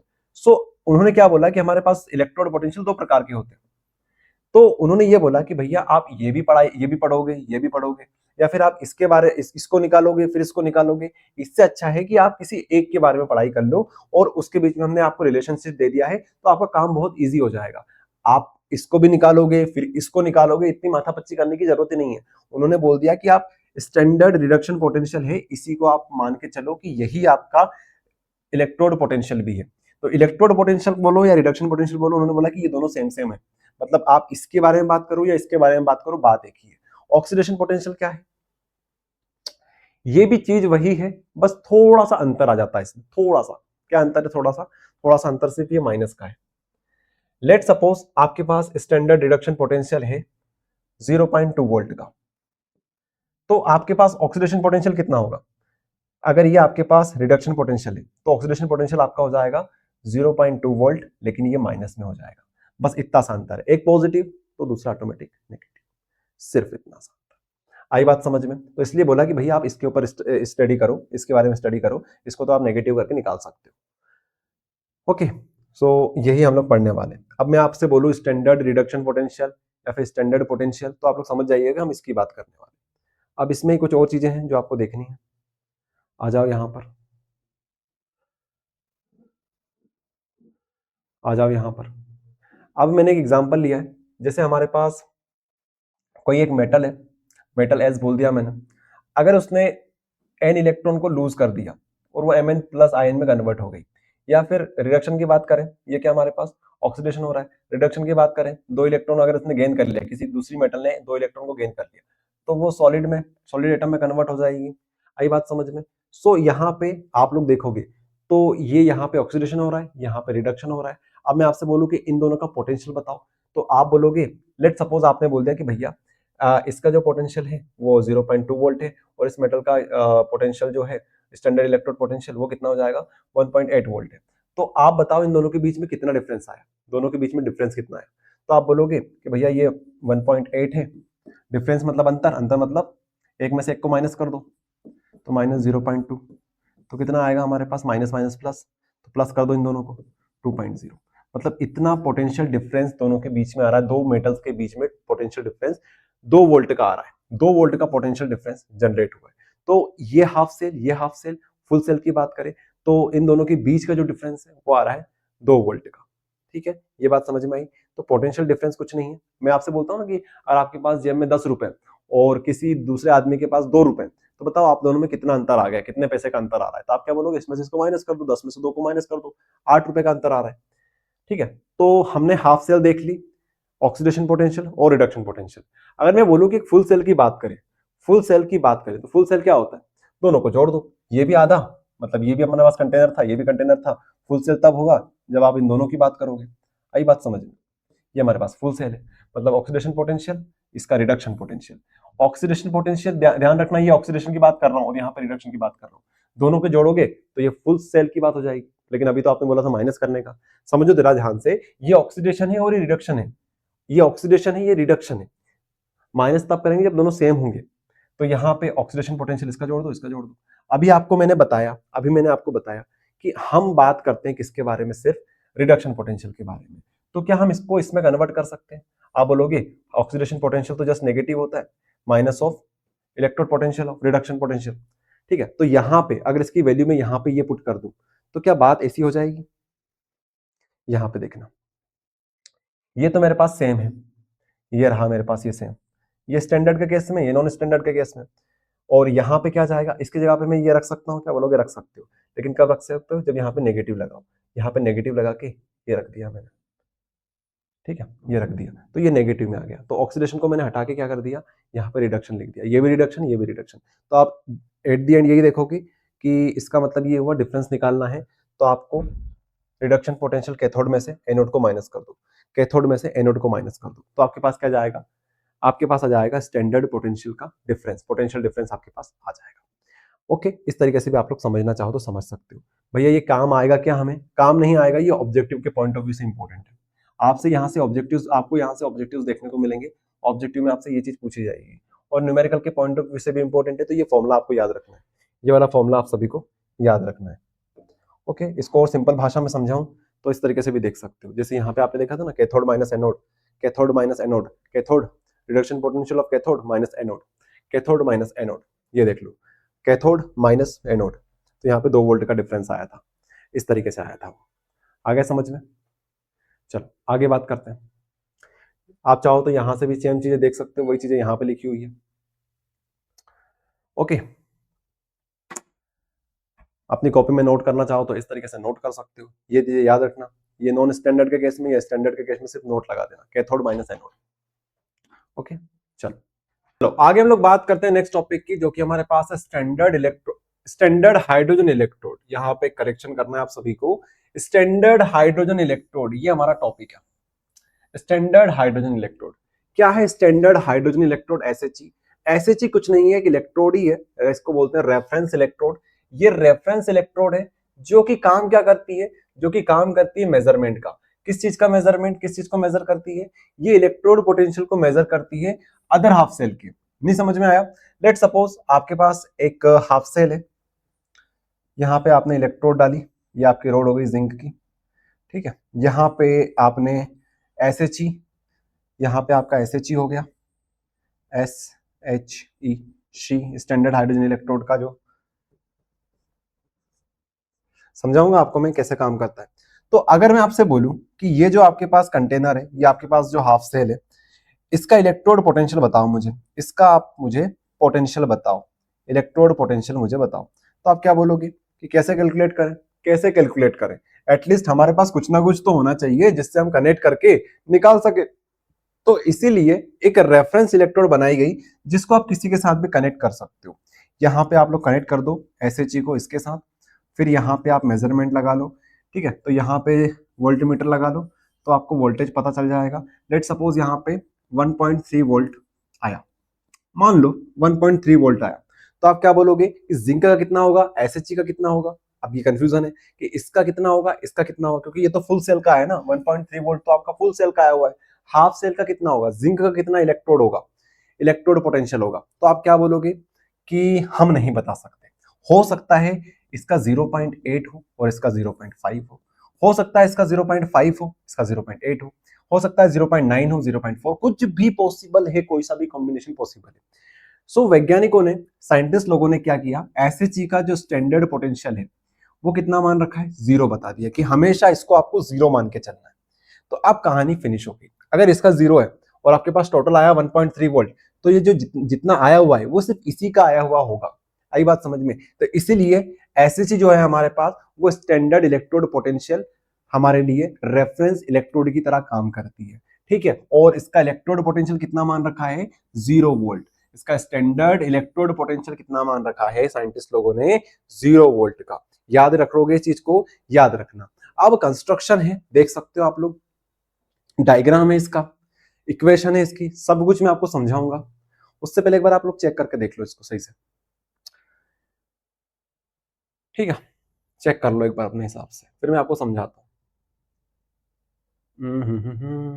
यहाँ पे आ जाओ, यहाँ पर हम लोग समझते हैं सही ढंग से। देखिए, स्टैंडर्ड हाइड्रोजन इलेक्ट्रोड में हम लोग चीजें क्या देखेंगे, हम लोग देखेंगे कंस्ट्रक्शन एंड वर्किंग। तो कंस्ट्रक्शन में सबसे पहले तो एक हमारे पास कंटेनर होगा, ये अपने पास एक कंटेनर हो गया, कंटेनर हो गया। कंटेनर में एक हमने क्या किया, ग्लास जैकेट, ग्लास जैकेट बनाया, और ग्लास जैकेट को हमने कुछ इस तरीके से बना लिया, ये हमारा ग्लास जैकेट हो गया, इस तरीके से ये हमारा ग्लास जैकेट हो गया। अब इसी के अंदर मैं क्या करूंगा, एक और ग्लास, ये क्या है मेरे पास, ग्लास जैकेट है, ग्लास जैकेट। अब समझाता हूं मैं आपको, उससे पहले एक और देखो, एक ग्लास जैकेट, अब इसके अंदर एक और ग्लास जैकेट में बनाता हूं, आप लोग प्रॉपर बनाइएगा, थोड़ा सा ये हलचल जाता है लेकिन आप लोग इसको और प्रॉपर बनाइएगा, ठीक है। ये भी मेरे पास क्या है, ग्लास जैकेट है, लेकिन ये कैसी है, ये मेरे पास इनर ग्लास जैकेट है, इनर ग्लास जैकेट। एक के अंदर एक है ना भैया, और ये बोल दो आप लोग outer glass jacket, outer glass jacket, ठीक है, आउटर ग्लास जैकेट, एक इनर ग्लास जैकेट, एक आउटर ग्लास जैकेट। ध्यान से सुनना, इसमें मैंने एक वायर लगा दिया, ठीक है, इसमें मैंने एक वायर लगा दिया, इस तरह से एक वायर लगा दिया, ये एक वायर है, सीधा सीधा लाना आप लोग, बिल्कुल सीधा एक वायर है ये। किसका वायर है, प्लेटिनम का, प्लेटिनम वायर, प्लेटिनम का वायर है, प्लेटिनम का वायर। अच्छा, अब ये जो कंटेनर है, कंटेनर के अंदर लेट सपोज आप लोग यहां पे सॉल्यूशन भरा हुआ है,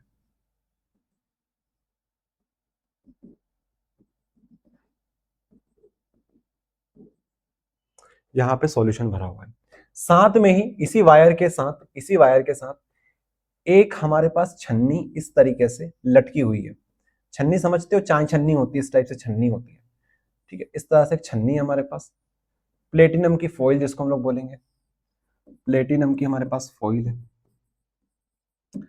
इतना समझ में आया, एक छन्नी मैंने लटका दी, इस वायर के साथ साथ एक छन्नी लटका दी इस तरीके से मैंने, ये जो वायर है ना, ये जो वायर है, ये वायर है हमारा, ये वायर, इस वायर से मैंने एक छन्नी और लटका दी इस तरीके से।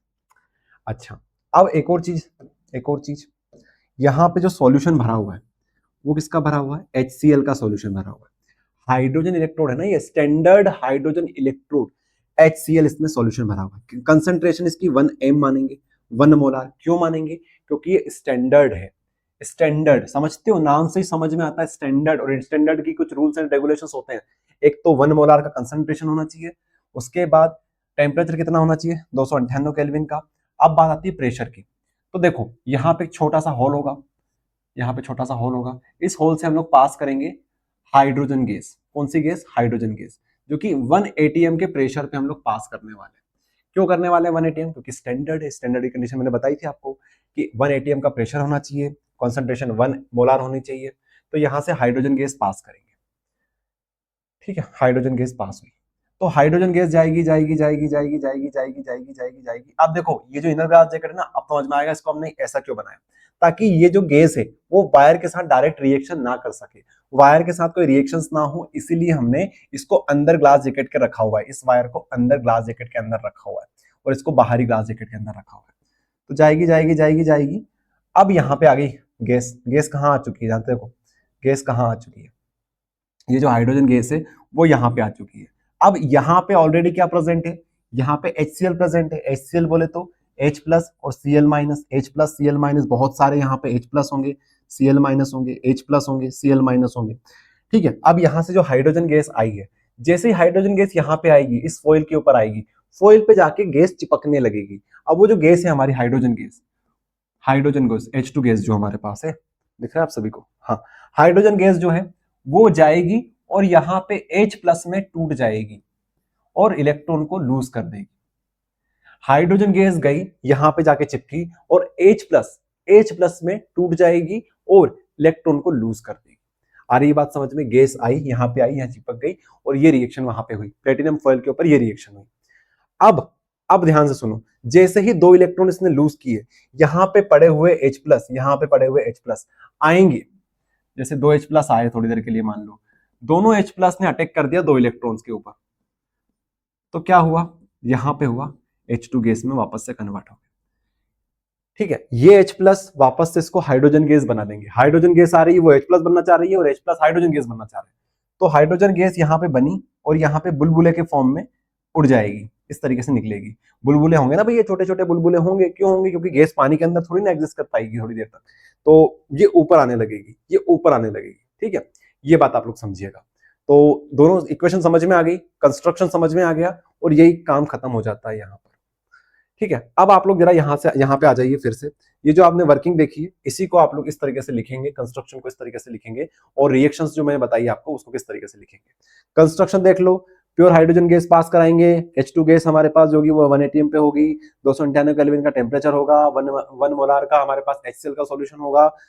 रिएक्शन डायग्राम देख लो आप लोग, डायग्राम इस तरीके से बनाना है आप लोग, और समझना है आपको अच्छी तरीके से, तो इस तरीके से समझ लो। ये देख सकते हो आप लोग, वीडियो को पॉज करके देख सकते हो। इंटरनली क्या कहानी चल रही होगी, प्लेटिनम फॉइल के ऊपर क्या हो रहा होगा यहाँ पे देख सकते हो। अब एनोड के ऊपर क्या होगा, हाइड्रोजन गैस 2 इलेक्ट्रॉन लूज करेगी, और वो 2 इलेक्ट्रॉन को H+ वापस से गेन करके हाइड्रोजन गैस बना देंगे। तो ये रिएक्शन आपको लिखनी है, वो जो दिखाया था मैंने उसको लिखना है और इसको लिखना है, बस बात खत्म। इतने में आपको पूरे में से पूरे नंबर मिल जाएंगे। डायग्राम ये अच्छे से बना के आना, ओके। देख सकते हो इस तरीके से ये टॉपिक भी हमारा होता है फिनिश। आगे बढ़ते हैं। ये आप लोग नोट ना करें, कोई मतलब नहीं है, क्योंकि ये ज्यादा लेंदी हो जाता है। ठीक है, तो जितना मैंने बताया उतना मोर देन सफिशिएंट है। स्टैंडर्ड हाइड्रोजन इलेक्ट्रोड को याद रखना, इसका 0 वोल्ट मान रखा है electrode potential, standard electrode potential इसका 0 वोल्ट मान रखा है। इसको रेफरेंस इलेक्ट्रोड की तरह यूज करते हैं, ये चीज आपको मैंने बता दी है। चलो आगे बढ़ते हैं। नेक्स्ट हमारे पास टॉपिक है नस्ट इक्वेशन। नस्ट इक्वेशन क्या होती है? नस्ट इक्वेशन देखो, इक्वेशन से आप लोग क्या समझते हो? इक्वेशन आपको हमेशा रिलेशनशिप बताती है। क्या बताती है? रिलेशनशिप बताती है। इक्वेशन आपको रिलेशनशिप बताती है, और यहां पे बात हो रही है नस्ट इक्वेशन की। सो नस्ट इक्वेशन रिलेशनशिप बताती है आपको सेल पोटेंशियल के बीच में, सेल पोटेंशियल के बीच में, स्टैंडर्ड सेल पोटेंशियल के बीच में, और टेम्परेचर के बीच में। जैसे थोड़ी देर के लिए आप लोग यहां पे फोकस करो, यहां पे कहीं पे फोकस कर लो। जरा यहां पे ध्यान से देखो, यहां पे ये हमारे पास सेल पोटेंशियल हो गया, इलेक्ट्रोड पोटेंशियल हो गया, ये हमारे पास स्टैंडर्ड इलेक्ट्रोड पोटेंशियल हो गया, और ये हमारे पास टेम्परेचर हो गया। तो क्या इनके बीच में रिलेशनशिप नहीं बता रही है? ये यही बात है। नस्ट इक्वेशन सिर्फ और सिर्फ रिलेशनशिप बताती है सेल पोटेंशियल के बीच में, स्टैंडर्ड सेल पोटेंशियल के बीच में, और टेम्परेचर के बीच में। ठीक है, अब ये जो इक्वेशन है ये हमें याद करनी पड़ेगी। एग्जाम में कैसे लिखना वो ही बताऊंगा मैं, जहां दिमाग लगाने की जरूरत है ही नहीं, क्योंकि ऑलरेडी इक्वेशन हमें दे रखी होती है। हमारे पास मान लीजिए कि एक रिएक्शन है जहां पे एक हमारे पास मेटल एटम है। अब वो आयन में कन्वर्ट किस प्रकार से होगा? कुछ इलेक्ट्रॉन्स को डोनेट करके आयंस में कन्वर्ट हो जाता है। ये देख सकते हैं, ये हमारे पास मेटल का आयन हो गया। अब इसने n नंबर ऑफ इलेक्ट्रॉन्स को गेन किया, और फिर से वो मेटल एटम में कन्वर्ट हो गया। ठीक है, ये हमारी हाफ सेल हो गई। ऐसे हम लोग देखते थे। अब ध्यान से देखो, अगर इसके बिहाफ पे हम लोग नस्ट इक्वेशन बनाएंगे तो कैसे बनेगी? सबसे पहले इलेक्ट्रोड पोटेंशियल आपका बताना है आयन और मेटल के बीच में जो स्टैब्लिश हो रहा है, आयन और मेटल एटम के बीच में जो स्टैब्लिश हो रहा है वो लिखेंगे हम लोग। ठीक है, इसके बाद इसी का स्टैंडर्ड पोटेंशियल लिखेंगे। स्टैंडर्ड बनाना बहुत आसान है, इसके ऊपर नोट लगा दो, ये आपका स्टैंडर्ड बन गया। फिर लगाएंगे minus minus R T by n F.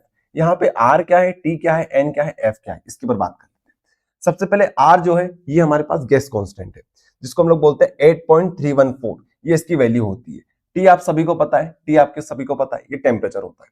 N हमारे पास नंबर ऑफ इलेक्ट्रॉन्स है, नंबर ऑफ इलेक्ट्रॉन्स है एन, कितने नंबर ट्रांसफर हो रहे हैं, कितने नंबर ऑफ इलेक्ट्रॉन्स ट्रांसफर हो रहे हैं। एफ हमारे पास क्या है? एफ भी हमारे पास फराडे का कांस्टेंट है, जिसकी वैल्यू होती है 96,487, या फिर आप मोटा मोटा पकड़ सकते हो 96,500। फराडेस कांस्टेंट क्या होता है? फराडे का constant charge on 1 mole of electron, charge on 1 mole of electron, एक मोल इलेक्ट्रॉन के ऊपर कितना चार्ज होता है वो आपको बताता है फराडे का कांस्टेंट। ठीक है, ये कितना होता है? 96,500 कूलम पर मोल। ओके, ये आपको याद रखना है 96,500, ये आपसे ऑब्जेक्टिव में पूछा जाता है। चलो इतनी बात समझ में आई, इतनी बात समझ में आई। सो हमारे पास ये भी कांस्टेंट है, एफ भी हमारे पास कांस्टेंट है, और टी हमारे पास क्या है? टेम्परेचर है। टेम्परेचर हम लोग रूम टेम्परेचर लेते हैं 25 डिग्री सेल्सियस, मतलब केल्विन में कन्वर्ट करेंगे तो ये हो जाएगा 298 केल्विन का। सो ये भी हमारे पास एक तरीके से यहाँ पे कांस्टेंट हो गया। तो 1 2 3 तीन चीजें की हमें वैल्यू पता होती है। अब यहाँ पे देखो, ये है लोग, नेचुरल लोग, लोग समझते हो ना, एलओजी लोग, लोग नेचुरल लोग, ये हमारे पास लॉग है, लॉग बेस ई बोल सकते हो आप लोग, इसको एलएन भी लिख सकते हो, इस तरह से भी लिख सकते हो।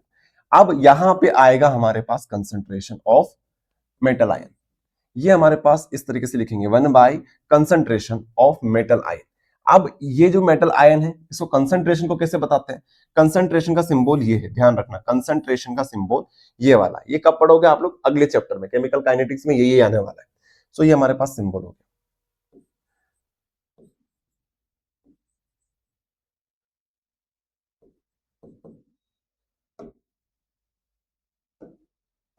ठीक है, ये आपके पास इस तरीके से बन गया। अब ध्यान देने वाली बात क्या है, ये जो लोग है, ये जो लोग है, ये लोग को आप लोग एलएन लिख सकते हो, इसी लोग को आप लोग एलएन लिख सकते हो। लेकिन एक्चुअल में क्या होता है, हमारे पास लॉग बेस ई की वैल्यूज याद नहीं रहती है। हम लोग जो स्टैंडर्ड वैल्यूज याद रखते हैं वो याद रखते हैं लॉग बेस 10 की। जैसे लॉग बेस 10 में हम 1 माने तो 1 कितना होता है? 0 होता है। लॉग बेस 10 और यहाँ पे अगर 10 कर दें तो इसकी वैल्यू होती है हमारे पास 1। ऐसे करके हमें लॉग बेस 10 की वैल्यूज पता होती है, ना कि लॉग बेस ई की वैल्यू पता होती है। सो हम लोग क्या करते हैं, लॉग बेस ई को लॉग बेस 10 में कन्वर्ट कर लेते हैं। कैसे कन्वर्ट करेंगे? लॉग बेस ई, लॉग बेस ई को अगर आप लोग लॉग बेस 10 में कन्वर्ट करना चाहते हैं सो आपको कुछ नहीं करना है, 2.303 से मल्टीप्लाई कर देना है। 2.303 से मल्टीप्लाई करोगे तो ये इसके बराबर आ जाएगा। सो हम लोग इसकी जगह पर, इस पूरे की जगह पर, या फिर आप इसकी जगह पे देख सकते हो, इसकी जगह पे आप लोग रख सकते हो 2.303 से मल्टीप्लाई कर दिया और यहाँ पे लॉग बेस 10 में ये कन्वर्ट हो गया।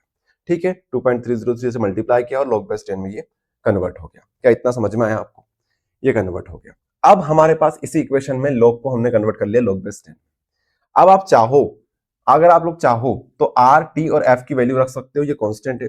अगर आप इनकी वैल्यूज रख दोगे आर, टी और एफ की, तो आपके पास अपॉन में सिर्फ एन बचेगा और इसका इसका इसका और इसका मल्टीप्लाई और डिवाइड करने के बाद आपके पास आएगा 0.059। इसको आप डायरेक्ट याद कर लो, 0.059।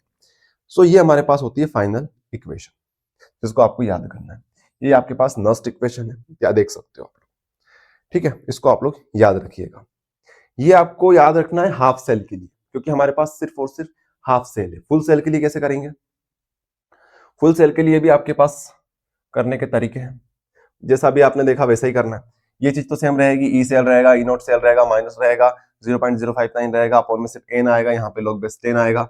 अब ध्यान रखना, अब हमारे पास Cu2 प्लस Cu में कन्वर्ट हो रहा है, जिंक जो है जिंक 2 प्लस में कन्वर्ट हो रहा है। तो आपको करना क्या है, इधर होता है प्रोडक्ट, इधर होता है रिएक्टेंट, तो प्रोडक्ट के अपॉन में रिएक्टेंट कर देना। प्रोडक्ट हमारे पास ये है और रिएक्टेंट इस तरीके से हमारे ये है, तो प्रोडक्ट अपॉन में रिएक्टेंट, ये देखना है आपको, ध्यान रखना है। बस वही सेम टू सेम कहानी है। अब हम लोग अगर बात करें इक्विलिब्रियम पर, इक्विलिब्रियम पर अगर इस कंडीशन में हम लोग बात करें सो होगा क्या? सबसे पहले तो आपको ये समझ में आना चाहिए इक्विलिब्रियम क्या होता है।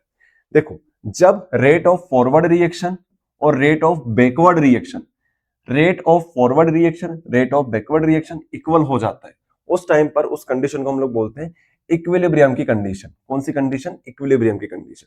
तो ऐसी स्टेज पर हमें पता है, या फिर आप लोग ये मान के चलेंगे कि हमारे पास ई ऑफ सेल 0 हो जाता है।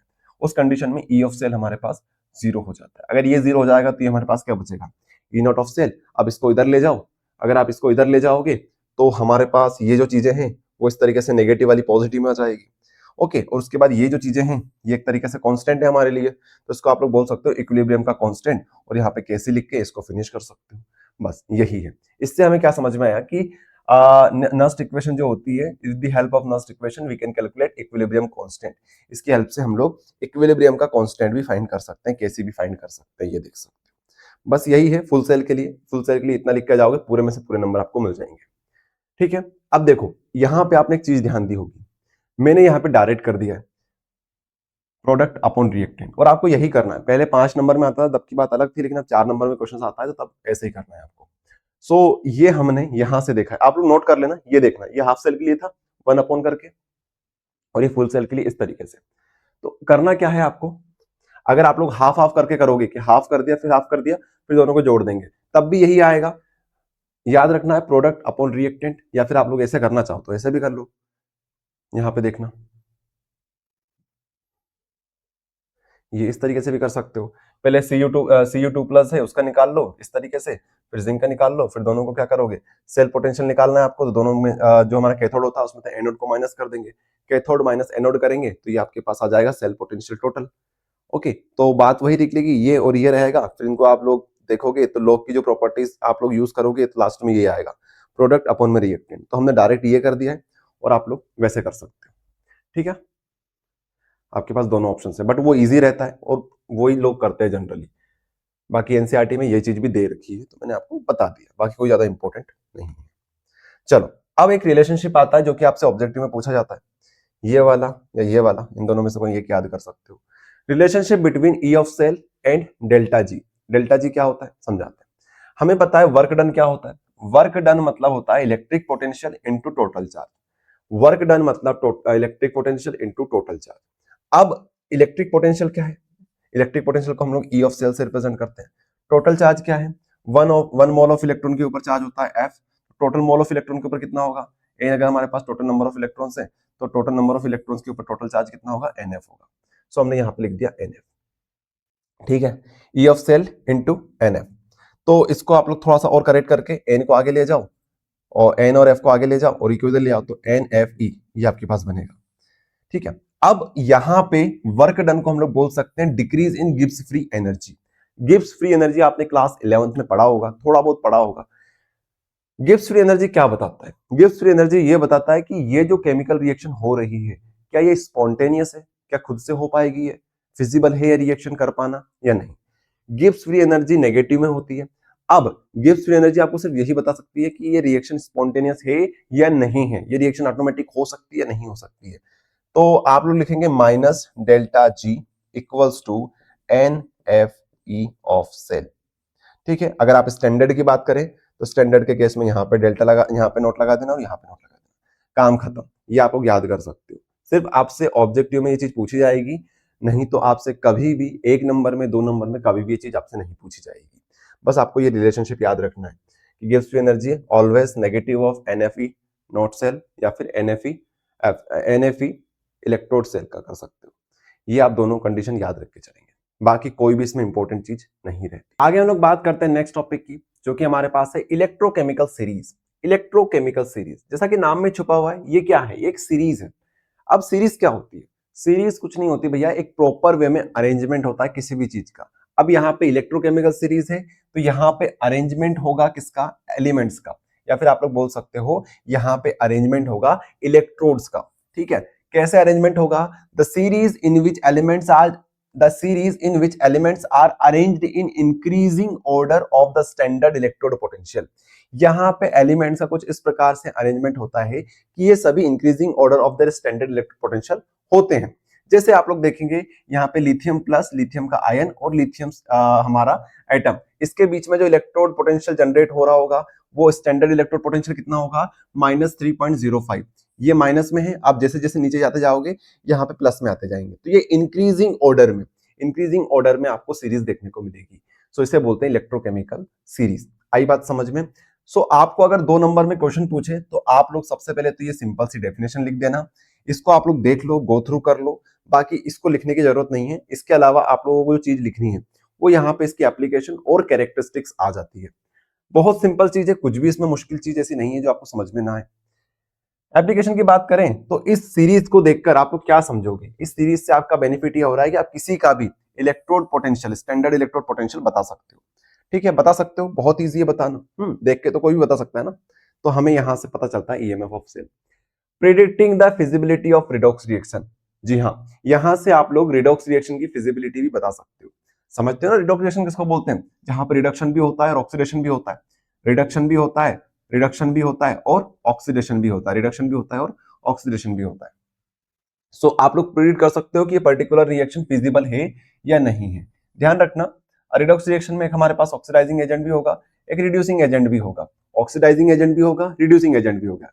लेट्स सपोज ये जो हमारे पास है, ठीक है, लिथियम का आयन साथ में लिथियम का एटम, एटमिक स्ट्रक्चर में। सो इनके बीच में जो पोटेंशियल जनरेट हो रहा है वो इतना हो रहा है। अब आपको ये पता है कि अगर हमारे पास ये रिड्यूसिंग एजेंट है तो एक अच्छा ऑक्सीडाइजिंग एजेंट भी होना चाहिए। ठीक है, एक हमारे पास अच्छा ऑक्सीडाइजिंग एजेंट भी होना चाहिए। सो अगर आपने एज अ रिड्यूसिंग एजेंट इसको ले लिया है तो आप क्या देखोगे, फिर एक अच्छा ऑक्सीडाइजिंग एजेंट देखोगे। ये देख लो, ये देख लो, ये देख लो, ये हमारे पास नीचे ऑक्सीडाइजिंग एजेंट रहेंगे। सो अगर आपने ये ले लिया और साथ में ये ले लिया तो क्या ये रिएक्शन हो पाएगी, नहीं हो पाएगी, क्योंकि यहां पर आपने दोनों ऑक्सीडाइजिंग एजेंट ले लिए। तो आपको यहां से पता चलता है कि कौन सी रिएक्शन फिजिबल है या कौन सी रिएक्शन फिजिबल नहीं है। ठीक है, यहां से आप लोग देख देख के समझ सकते हो। एक अच्छा ऑक्सीडाइजिंग एजेंट ले लो, एक रिड्यूसिंग ले लो, एक ऑक्सीडाइजिंग ले लो, ठीक है, इस तरीके से आप लोग समझ सकते हो। कैरेक्टरिस्टिक्स की बात करें तो भैया this series represent the standard electrode potential elements, ये कैरेक्टरिस्टिक्स हो गई। ठीक है, खास बात क्या है इसकी, यही तो खास बात है। उसके बाद in electrochemical series all the reduction potentials are given on a hydrogen scale whose E0 is taken as 0। क्या समझे इससे? इससे हम लोग ये समझे, यहां पे जो हमारे पास हाइड्रोजन इलेक्ट्रोड है वो हमारे पास एज अ रेफरेंस इलेक्ट्रोड की तरह काम करता है, जिसका हमें पता है कि स्टैंडर्ड इलेक्ट्रोड पोटेंशियल हमने कितना मान रखा है, 0 मान रखा है। तो ये जो सभी है ये इसी के रेफरेंस पे काम कर रहे हैं, इसी के रेफरेंस पे काम कर रहे हैं। ये चीज यहाँ पे आपको बताई जा रही है, ध्यान रखना। तो यही पॉइंट्स हैं जो आपको याद करना है। फालतू के पॉइंट बहुत सारे दे रखे हैं, उनको कोई याद करने की जरूरत नहीं। 2 पॉइंट यहाँ से याद कर लो, 2 पॉइंट ये सिंपल वाले ये याद कर लो, बस काम खत्म। नेक्स्ट हमारे पास टॉपिक स्टार्ट होता है इलेक्ट्रोलाइटिक सेल। इलेक्ट्रोलाइटिक सेल क्या है? Electrolytic cell, an electrolytic cell can be defined as an electrochemical device that use electrical energy to facilitate an non spontaneous redox reaction. क्या मतलब हुआ? पहले आप लोग सिंपल भाषा में समझो। जैसे अभी हमने पढ़ा था गैल्वेनिक सेल, इलेक्ट्रोकेमिकल सेल, वहां पे क्या होता था, केमिकल चेंजेस होते थे, उससे हमें इलेक्ट्रिसिटी मिलती थी। अब यहाँ पे उल्टा है, हम इलेक्ट्रिसिटी देंगे, हम फैसिलिटेट करेंगे, इलेक्ट्रिसिटी हम देंगे और हमें क्या मिलेंगे? केमिकल चेंजेस मिलेंगे, ठीक है, और रिएक्शंस होगी, रिडॉक्स रिएक्शन होगी वहां पर। अब ये नॉन स्पॉन्टेनियस रिएक्शन है, मतलब खुद से नहीं होती है ये, हमें इलेक्ट्रिसिटी प्रोवाइड करनी पड़ेगी तब जाके रिएक्शंस होगी, इसे बोलते हैं नॉन स्पॉन्टेनियस, ठीक है, नॉन स्पॉन्टेनियस। सो बात वही है, यहाँ पे उल्टा है, हम लोग इलेक्ट्रिसिटी देंगे और हमें केमिकल चेंजेस मिलेंगे, ठीक है, आई बात समझ में? चलो आगे बढ़ते हैं। इस सेल को हम लोग पढ़ेंगे, इलेक्ट्रिसिटी हम खुद देंगे, हमें इलेक्ट्रिसिटी नहीं मिलेगी, हम खुद देंगे उसको इलेक्ट्रिसिटी, ठीक है। अब यहाँ पे कुछ और पॉइंट्स हैं जो कि कोई काम के नहीं है वैसे तो, लेकिन एनसीईआरटी में दे रखे हैं तो आपको पढ़ लेना चाहिए और बहुत सिंपल है। देखिए, factor on which products at electrode depends. अब हमारे पास जो सेल है उसके जो इलेक्ट्रोड्स हैं वो किस किस के ऊपर डिपेंड करते हैं? Nature of electrolytes. अब जो आपका इलेक्ट्रोड होगा वो किस पे डिपेंड करेगा? Nature of electrolytes. अब इसमें कौन सा सॉल्यूशन भरा हुआ है, इसमें कौन सा सॉल्यूशन भरा हुआ है, जितना अच्छा सॉल्यूशन होगा उतना ही अच्छा हमें क्या देखने को मिलेगा, उतनी अच्छी प्रकार से हमें रिएक्शन देखने को मिलेगी, ठीक है। तो हमारे पास एग्जांपल है NaCl का, MgBr2 का, AlCl3 का। ये हमारे पास नेचर ऑफ इलेक्ट्रोड हो गया, इस पर डिपेंड करेगा। मीडियम ऑफ इलेक्ट्रोलाइट, इलेक्ट्रोलाइट का मीडियम कैसा है, मोल्टन स्टेट में है या फिर एक्वस स्टेट में है, पिघला हुआ है या फिर हमारे पास एक्वस स्टेट में मतलब पानी की तरह है। कंसंट्रेशन और ऑफ इलेक्ट्रोलाइट, हाँ कंसंट्रेटेड है या डाइल्यूट स्टेट में है। पता चल रहा है कि आपने बहुत सारा उसमें पानी मिला दिया है तो वो डाइल्यूट कर दिया आपने, इसका मतलब कंसंट्रेटेड है, मतलब गाढ़ा एक तरीके से।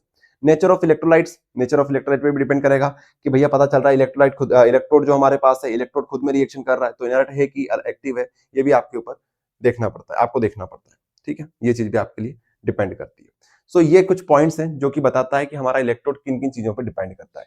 नेचर ऑफ इलेक्ट्रोलाइट के ऊपर, मीडियम ऑफ इलेक्ट्रोलाइट के ऊपर, उसके बाद इलेक्ट्रोलाइट की कंसंट्रेशन के ऊपर कि भैया कंसंट्रेटेड है कि डाइल्यूट कंडीशन में है, नेचर ऑफ इलेक्ट्रोड के ऊपर भी डिपेंड करता है।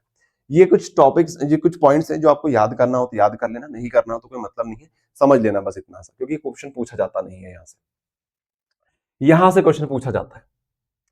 Difference between galvanic cell and electrolytic cell, जो हमने पहले पढ़ा था गैल्वेनिक सेल जहां पे सॉल्ट ब्रिज आया था हमारे पास, और यहाँ पे ये पढ़ेंगे हम लोग। तो इन दोनों में क्या डिफरेंस है? तो पहला डिफरेंस तो यही है, यहाँ पे कुछ डिफरेंट टेक्निकल डिफरेंस देख लो। एनोड यहाँ पे नेगेटिव होता है, यहाँ पे एनोड पॉजिटिव होता है। कैथोड यहाँ पे पॉजिटिव होता है, कैथोड वहां पे नेगेटिव होता है। Spontaneous redox reaction, spontaneous reaction होती है यहाँ पर, मतलब अगर ऑटोमेटिक हमें कोई करंट वरेंट देने की जरूरत नहीं पड़ती है, खुद से रिएक्शन हो जाती है।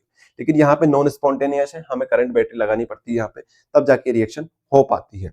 यहाँ पे हमें कोई भी एक्स्ट्रा सोर्स की जरूरत नहीं पड़ती है, जैसे बैटरी लगाने की कोई जरूरत नहीं पड़ती, लेकिन यहाँ पे एक्स्ट्रा सोर्स में एज अ बैटरी या फिर सेल आपको लगाना ही पड़ता है। इलेक्ट्रिसिटी कैसे दोगे नहीं तो, ठीक है। ये बहुत बहुत बहुत सिंपल से अंतर हो जाएंगे आप लोगों के लिए। चलो अब हमारे पास एक बहुत बहुत बहुत इंपॉर्टेंट क्वेश्चन आता है जो कि फैराडेस लॉ ऑफ इलेक्ट्रोलाइसिस। बहुत इंपॉर्टेंट है, बहुत इंपॉर्टेंट। अभी आप एक काम करते हैं, बहुत टाइम हो गया हमने हमने क्वेश्चंस नहीं देखे, एक काम करते हैं क्वेश्चंस देख लेते हैं तो आपको थोड़ा सा फील आएगा।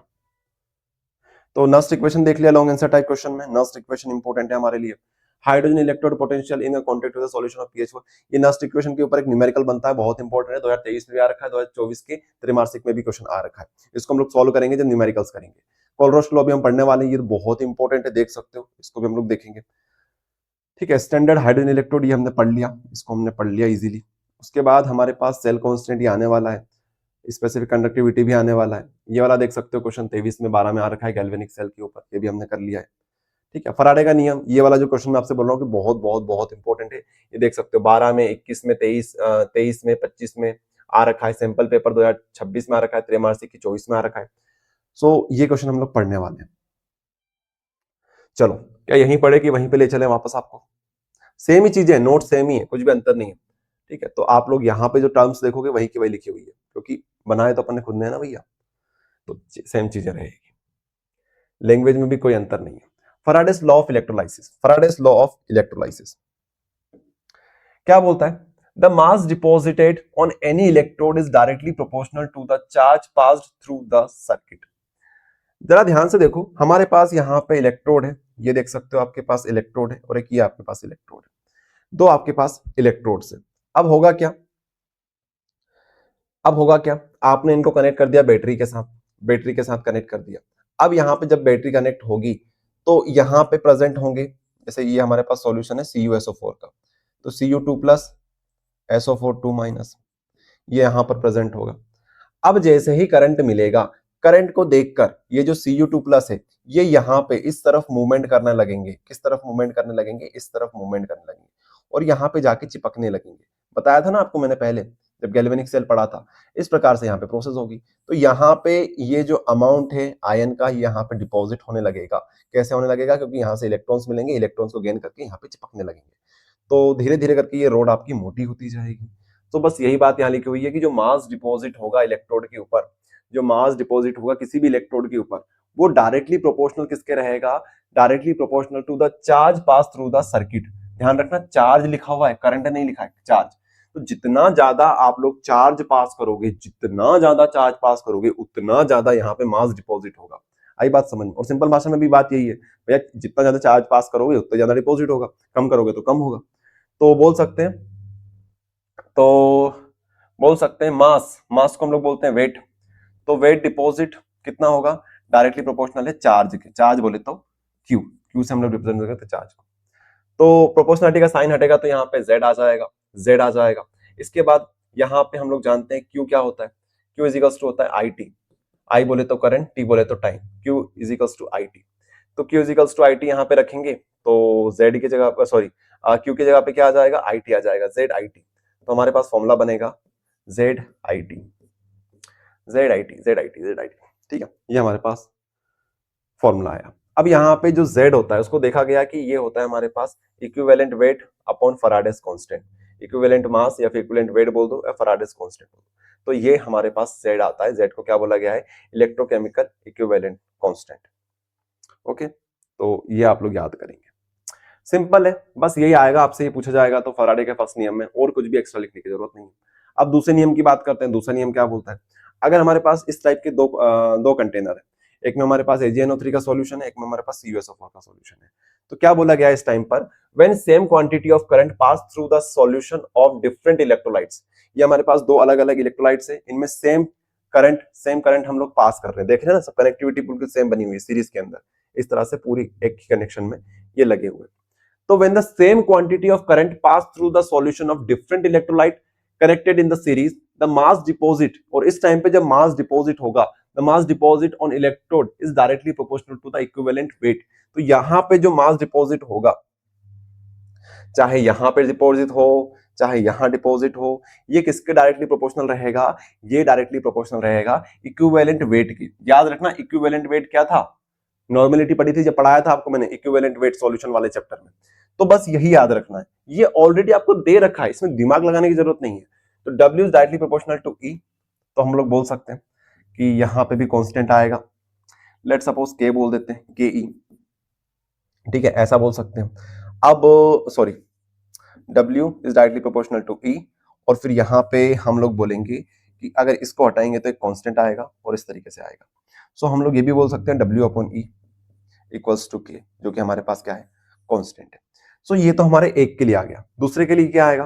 भैया एक के लिए ये है तो दूसरे के लिए ऐसा बोल दो, ये 1 1, ये W2 E2, ये भी कांस्टेंट। ठीक है, तो बस ये 1 के लिए आ गया, ये 2 के लिए आ गया, ये फर्स्ट वाले के लिए, ये सेकंड वाले के लिए। तो W1 upon E1 W2 upon E2 इसको इक्वल रखोगे, ऊपर नीचे कर दो तो W1 W2 equals to E1 E2। तो ये भी आपके पास एक रिलेशनशिप आ जाता है। बस सिंपल सी बात है, इतना ही आपको समझना है, ज्यादा दिमाग लगाने की जरूरत ही नहीं है इस टॉपिक में। ये खत्म होता है हमारे फैराडे के नियम। बस इतना सा था और काम खत्म। समझा दिया मैंने इसकी इंपॉर्टेंस कितनी है, कितनी बारी क्वेश्चन आ रखा है, आप लोग चेक करना चाहो तो देख सकते हो। आपसे पूछा जाएगा right Faraday's law of electrolysis, तो जो बताया मैंने फर्स्ट नियम लिखेंगे यहां तक, फिर सेकंड लॉ स्टार्ट करेंगे यहां तक, डायग्राम बनाएंगे प्रॉपर और यहां पे फिनिश कर देंगे। ठीक है, चलो आगे बढ़ते हैं। आगे बढ़ते हैं, देख सकते हैं आप लोग कॉपी में नोट करना चाहें तो इस तरीके से आप नोट कर सकते हैं। ये सेकंड नियम हो गया आपका, इस तरीके से ऐसा बना सकते हैं। आगे बढ़ते हैं, नेक्स्ट टॉपिक हमारे पास आता है इलेक्ट्रोलाइटिक कंडक्टेंस। ये बहुत इंपॉर्टेंट टॉपिक्स हैं जो आपके लिए बहुत बहुत बहुत इंपॉर्टेंस रखते हैं, और आगे की चीजें समझने के लिए ये जो टॉपिक्स है ये समझना बहुत जरूरी है। हम लोग रेजिस्टेंस समझते हैं, क्या होता है रेजिस्टेंस? रेजिस्टेंस होता है रुकावट, करंट के रास्ते में रुकावट, करंट के रास्ते में रुकावट, obstruction offered to the path of current, current के रास्ते में रुकावट पैदा करने वाले को हम रेजिस्टेंस कहते हैं। यूनिट इसकी ओम होती है। कंडक्टेंस क्या होता है? कंडक्टेंस रेजिस्टेंस का उल्टा होता है। It is the reciprocal of resistance, resistance का उल्टा कर दो तो कंडक्टेंस हो जाएगा। जिसका जितना कम रेजिस्टेंस होगा उतना ज्यादा कंडक्टेंस उसका होगा। कंडक्टेंस मतलब भैया कितनी इजीली करंट पास हो सकता है किसी कंडक्टर के अंदर से, तो कंडक्टेंस जितना अच्छा होगा इसका मतलब क्या हुआ कि उतनी ही आसानी से करंट फ्लो हो सकता है उस पर्टिकुलर कंडक्टर में। तो ये रेसिप्रोकल होगा। रेजिस्टेंस आर है तो कंडक्टेंस हमारा सी हो जाएगा, और सी क्या होगा? C is reciprocal of R. ठीक है, C is equals to 1/r। Specific resistance क्या होता है वो समझाऊंगा आपको मैं, और सेल कांस्टेंट क्या होता है ये समझा दूंगा आपको। ये ध्यान से समझना, इसको बहुत ध्यान से समझना आप लोग। ऑलरेडी बहुत सारे बच्चों को पता होता है, लेकिन जिन बच्चों को नहीं पता है वो समझना। मान लो ये हमारे पास वायर है, ठीक है, ये इसका एरिया हो गया, क्रॉस सेक्शनल एरिया हो गया, ठीक है, ये इसकी लेंथ हो गई L। और अगर आप लोग ध्यान से देखेंगे तो हमारा रेजिस्टेंस जो होता है वो डायरेक्टली प्रोपोर्शनल किसके होता है? लेंथ के। और इनवर्सली प्रोपोर्शनल होता है एरिया के। ये जो क्रॉस सेक्शनल एरिया है इसको एरिया बोलते हैं, ये एरिया हो गया, और ये इसकी लेंथ हो गई। सो अगर आप इसको कंबाइन करोगे तो आपके पास आएगा R is directly proportional to L/A।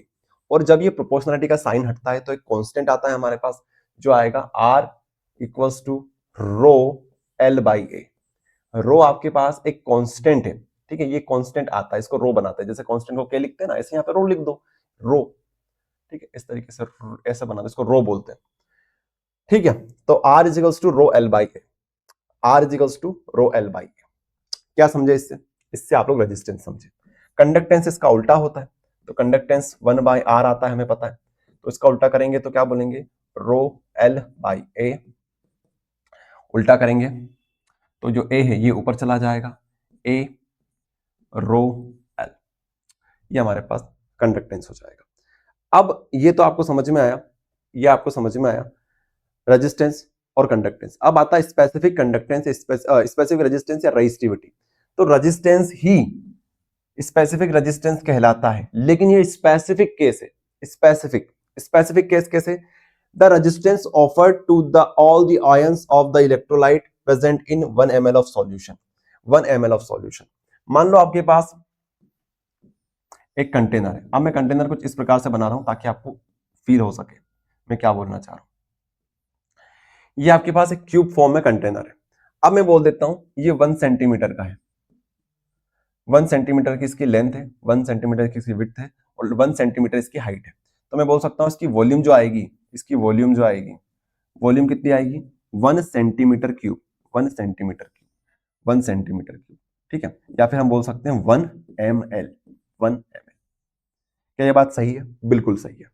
सो इसके अंदर जो रेजिस्टेंस होगा, इसके अंदर जो आयंस होंगे, इसके अंदर जो रेजिस्टेंस होगा, सॉल्यूशन अगर इसमें भरेंगे, इसके अंदर जो रेजिस्टेंस पैदा होगा, तो उसे आप रेजिस्टेंस भी बोल सकते हो, और उसी को आप लोग स्पेसिफिक रेजिस्टेंस भी बोल सकते हो।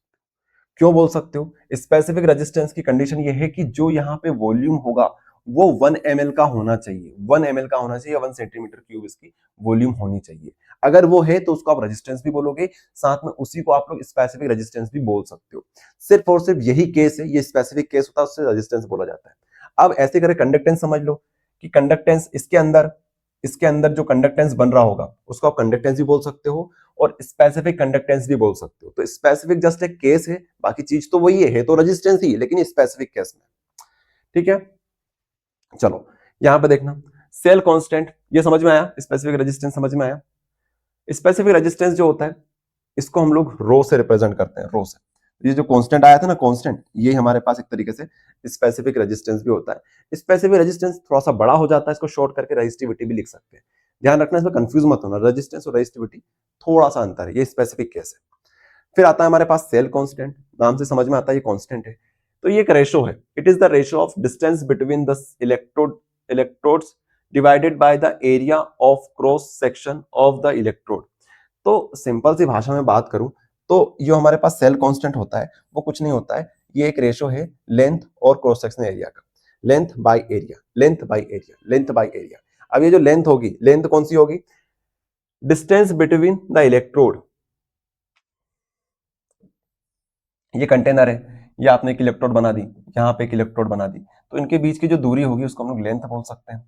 और इनका जो क्रॉस सेक्शनल एरिया होगा, इनका जो क्रॉस सेक्शनल एरिया होगा, हमें मान के चलते हैं कि दोनों के क्रॉस सेक्शनल एरिया बराबर होंगे, तो उसको हम लोग बोलते हैं ए।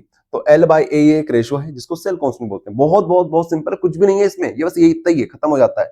लेंथ बाई एरिया, इसे हम लोग बोलते हैं सेल कांस्टेंट। स्पेसिफिक रेजिस्टेंस समझा दिया, रेजिस्टिविटी समझा दिया, एंड स्पेसिफिक रेजिस्टेंस समझा दिया, कंडक्टेंस समझा दिया, और स्पेसिफिक कंडक्टेंस भी समझा दिया। इसी के साथ साथ बोला था ना एक क्यूब ले लो, उसके अंदर देख लो, थोड़ा सा ये समझ लेना, काम आएगा आपको। रेजिस्टेंस आर यूनिट ओम होती है, कंडक्टेंस उसका उल्टा होता है, 1/r होता है, तो आप बोलेंगे ओम इनवर्स या फिर साइमन भी बोल सकते हो आप लोग। स्पेसिफिक रेजिस्टेंस रो से रिप्रेजेंट करते हैं, इसका फॉर्मूला उल्टा बन जाएगा, इसी को देख के बना लो यार। या आर होता है हमारे पास रो एल बाई ए, तो रो निकालना है तो ए ऊपर चला जाएगा, एल नीचे आ जाएगा, तो आर ए बाई एल हमारे पास रो हो जाएगा, ये हमारे पास स्पेसिफिक रेजिस्टेंस हो जाएगा। ठीक है, और अब हमारे पास आता है कंडक्टिविटी या फिर स्पेसिफिक कंडक्टेंस। स्पेसिफिक कंडक्टेंस, तो कंडक्टेंस समझ में आया, कंडक्टेंस क्या होता है, कंडक्टेंस बताया था आपको। कंडक्टेंस होता है हमारे पास, सी से हमने बोला था इसे, कंडक्टेंस होता है 1/r, 1/r, 1/r। अब रेजिस्टेंस भी बताया था, रेजिस्टेंस भी बताया था, और स्पेसिफिक रेजिस्टिविटी एक स्पेशल केस होता है। अगर मान लो वापस से 1 सेंटीमीटर क्यूब वॉल्यूम का हम लोग क्यूब बनाएंगे और बोल देगा कि यहाँ पे 1 ml का सॉल्यूशन, 1 ml बोल दो, 1 सेंटीमीटर क्यूब बोल दो, ये इसकी वॉल्यूम है, इसकी वॉल्यूम। अब इसके अंदर जितना कंडक्टेंस होगा वही हमारे पास क्या कहलाएगा, स्पेसिफिक कंडक्टेंस कहलाएगा। Conductance due to all the ion present in 1 centimetre cube या फिर 1 ml ऑफ इलेक्ट्रोलाइटिक सॉल्यूशन, तो उसे हम लोग क्या बोलेंगे, ये है कंडक्टेंस ही, इसको बोलेंगे कंडक्टिविटी। अब इसको के से रिप्रेजेंट किया जाता है, के बना दो या फिर इस तरीके से बना दो, है तो के ही लेकिन हल्का सा ऐसा बनता है, ये होता है कप्पा, इसको बोलते हैं कप्पा, कप्पा कप्पा। ओके, ये होता है कप्पा। तो कंडक्टेंस समझ में आया था। अब स्पेसिफिक कंडक्टेंस, स्पेसिफिक केस है बस ये,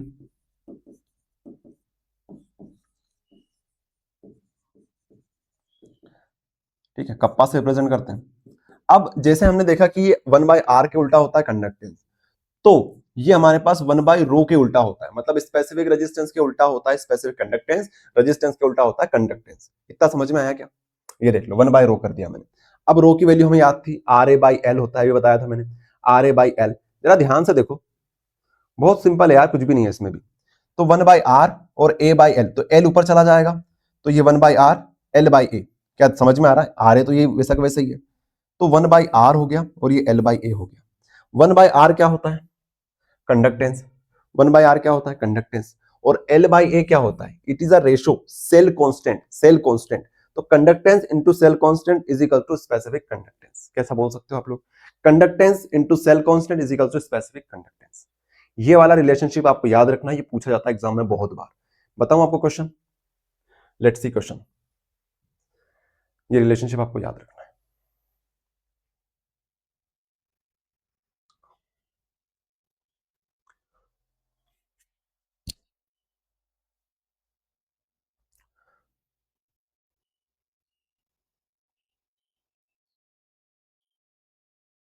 देखो 19 में 22 में आ रखा है व्हाट इज सेल कांस्टेंट, तो बता देंगे सेल कांस्टेंट की definition. Explain relationship between specific conductance and cell constant, तो इसके बाद में रिलेशनशिप बताएंगे, तो आप लास्ट में बताएंगे कंडक्टेंस इनटू सेल कांस्टेंट, ये आपके पास रिलेशनशिप होता है कि specific conductance conductance into cell constant होता है। बस ये आपको प्रूव करना है। देख लो इस तरह से क्वेश्चन आपसे पूछा जाएगा। एक आपको मैं होमवर्क भी दूंगा, एक क्वेश्चन आपके लिए होमवर्क में रहेगा ये वाला। बहुत सिंपल है, पूरी थ्योरी है। ट्राई सेल के ऊपर आपको शॉर्ट नोट लिखने को आता है, इसको पढ़ लीजिएगा। आज तक लाइक पीवाई क्यूज में देखोगे तो क्वेश्चन इतनी बार नहीं आया। सिंपल पेपर 2024 में क्वेश्चन आया था, तो इसको एक बार आप लोग गो थ्रू कर लेना, ठीक है। और जब अपन इंपॉर्टेंट क्वेश्चन करेंगे एक बार वो मैं करा दूंगा। बाकी ये आपके लिए होमवर्क रहेगा। पूरा थ्योरी है, इसमें कुछ समझने की चीज नहीं है, पूरी थ्योरी है। चलो आगे देखते हैं। अगला टॉपिक हमारे पास है मोलार कंडक्टिविटी, जो कि और भी इंपॉर्टेंट हो जाता है। क्या है मोलार कंडक्टिविटी? देखिए ये भी कंडक्टिविटी ही है, ध्यान से सुनना। और कंडक्टिविटी क्या होता है? कंडक्टेंस ही होता है। जस्ट स्पेशल केस ये भी हमारे लिए हो जाएगा, एक स्पेशल केस है, कुछ भी नहीं है। Molar conductivity, it is the conductance, ये देखो वही बात हो गई भैया, सब के सब कंडक्टेंस ही है, बस स्पेशल केस होते जा रहे हैं। It is the conductance, it is the conductance of a solution kept between the electrodes at a unit distance apart and contain 1 mole of electrolyte। बहुत सिंपल बात है। जैसे हमारे पास मान लो ये कंटेनर है, यहां बनाता हूं, यहाँ पे हमारे पास एक कंटेनर है। कंटेनर में हमारे पास ये इलेक्ट्रोड है, यहाँ पे एक ही इलेक्ट्रोड है। अगर मैं बोलूं ये दोनों यूनिट डिस्टेंस पे रखी हुई है, मतलब एक यूनिट की डिस्टेंस पे ये रखी हुई है, एक यूनिट के डिस्टेंस पे ये रखी हुई है। साथ में इनमें जो सॉल्यूशन भरा हुआ है, यहाँ पे जो सॉल्यूशन भरा इलेक्ट्रोलाइट जो भरी हुई है, वो 1 मोल ऑफ इलेक्ट्रोलाइट है। 1 मोल ऑफ इलेक्ट्रोलाइट है। अगर ऐसा कैसे, तो इसमें जो कंडक्टेंस बनेगा वही हमारा क्या कहलाएगा? मोलार कंडक्टिविटी कहलाएगा। तो 1 मोल से ही तो बना है मोलार, 1 मोलार, मोलार, ठीक है। और यूनिट डिस्टेंस पे रखे हैं, 1 मोल ऑफ इलेक्ट्रोलाइट इसमें है, तो ये हमारे पास हो जाती है मोलार कंडक्टिविटी। क्या क्या है इसमें यार? कुछ भी नहीं है, स्पेशल केस है कि भैया दो इलेक्ट्रोड ऐसे रख दो, उनके बीच की डिस्टेंस 1 यूनिट होनी चाहिए, और जो सॉल्यूशन भरा होना चाहिए वो 1 मोल ऑफ इलेक्ट्रोलाइट का सॉल्यूशन भरा हुआ होना चाहिए, बस। ये होगी मोलार कंडक्टिविटी। इसको इस तरीके से बनाते हैं, लेमडा, लेमडा का ऊपर का तोड़ दो, लेमडा और यहाँ पे एम, ठीक है, ऐसे बनाएंगे हम लोग इसे। कुछ लोग ऐसा बनाते हैं, तो भैया वो भी ठीक है, ठीक ठाक है, ये भी बना सकते हो, ये भी बना सकते हो, लेकिन हम लोग इसको लेके चलेंगे, ठीक है। चलो अब वही बात हो जाएगी। ये हमारे पास इसका फॉर्मूला अगर हम लोग लिखेंगे, तो ये हमारे पास हो जाएगा कंडक्टिविटी, कंडक्टिविटी मतलब kappa, kappa into V, V volume. Volume कैसी होनी चाहिए? Volume which contain 1 mole of electrolyte, जिसमें 1 मोल ऑफ इलेक्ट्रोलाइट भरा होगा। ये आप लोग याद करेंगे। दूसरी चीज आप लोग याद करेंगे वो ये है, ये इनको सबको छोड़ो, ये सब कुछ छोड़ो, ये सब छोड़ो, डायरेक्ट यहां पे आ जाओ। इसको देखो, कप्पा वी की जगह पे हम रखेंगे 1000/m, 1000/m। अब यूनिट याद रखना, कप्पा की यूनिट क्या होती है? Siemens centimetre, siemens by centimetre, या फिर साइमन सेंटीमीटर इन्वर्स कर सकते हो। मोलारिटी क्या होती है? मोल पर लीटर, लीटर तो हम लोग लेंगे नहीं, तो यहाँ पे यूनिट हमारे पास सेंटीमीटर क्यूब आ जाएगी। वॉल्यूम की बात कर रहे हैं, सेंटीमीटर क्यूब, क्योंकि हमारे पास जो कंटेनर होता है उसमें बहुत छोटा कंटेनर होता है, बहुत छोटे छोटे सेल होते हैं, बहुत छोटे छोटे डिस्टेंस होती है, क्योंकि हम सेंटीमीटर में मेजर करते हैं। आई बात समझ में? तो सेंटीमीटर क्यूब आएगा, तो Simon centimetre square mole inverse ये आ जाएगा। देख लेना है ना, ये सेंटीमीटर से यहाँ पे कट जाएगा एक, क्योंकि ये ऊपर जाएगा और ये ऑलरेडी नीचे है, यहाँ पे एक तरीके से नीचे है, तो कैंसिल करके आपके पास ये आएगा Simon centimetre square mole inverse. ये यूनिट आपसे पूछी जाती है ऑब्जेक्टिव्स में, हालांकि ऑब्जेक्टिव में आपको अलग से कराऊंगा, उसकी भी चिंता मत करो, पर अभी आप लोग लिख लो, अपनी कॉपी में नोट करना हो तो नोट कर लो, ठीक है। ये फॉर्मूला याद करेंगे, ये यूनिट याद करेंगे और ये याद करेंगे, बाकी कोई मतलब नहीं है। नहीं पूछेंगे आपसे एग्जाम में, बताऊंगा आपको, मैं क्वेश्चन भी बताऊंगा, चिंता मत करो, ऐसे हवा में बात नहीं कर रहा हूं। अब देखो, एक हमारे पास था लेमडा एम, अब ये लेमडा ई क्या है? ये इक्विवेलेंट कंडक्टिविटी है। कुछ नहीं करना, बस यहाँ पे ग्राम इक्विवेलेंट लिख देना, बाकी सेम टू सेम है सब कुछ। यहाँ पे वी की जगह पे क्या आ जाएगा? यहाँ पे वहां पे एम लिखते थे, मोलारिटी लिखते थे, यहाँ पे एन आ जाएगा, ये हमारे पास एन आ जाएगा, सिर्फ इतना सा अंतर है। पढ़ो, it is the conductance of a solution kept between the electrode at a unit distance, वहां पर भी यूनिट डिस्टेंस थी, यहाँ पर भी यूनिट डिस्टेंस है, and contain 1 gram equivalent of electrolytes. तो नॉर्मलिटी का केस में हम लोग ग्राम इक्विवेलेंट यूज करते हैं। इक्विवेलेंट कंडक्टिविटी क्या होती है? वही हमारे पास नॉर्मलिटी के टर्म्स में बात हो रही है, तो यहाँ पे भी के वी आ जाएगा, और वी क्या है हमारे पास? Volume which contain 1 gram of electrolyte, electrolyte equivalent, और एन यहाँ पे हमारे पास नॉर्मलिटी है, वहां पे एम क्या था? मोलारिटी था, यहाँ पे नॉर्मलिटी है। देख लो इसको, ये भी सेम चीज थी, और यहाँ पे देखने जाओगे तो यहाँ पे भी सेम, बस एक चीज कर लोगे दूसरी चीज ऑटोमेटिक हो जाएगी। अब एक बार मैं क्वेश्चन दिखा देता हूँ, फिर अपन ये टॉपिक करते हैं। अब एक बार क्वेश्चन देख लो।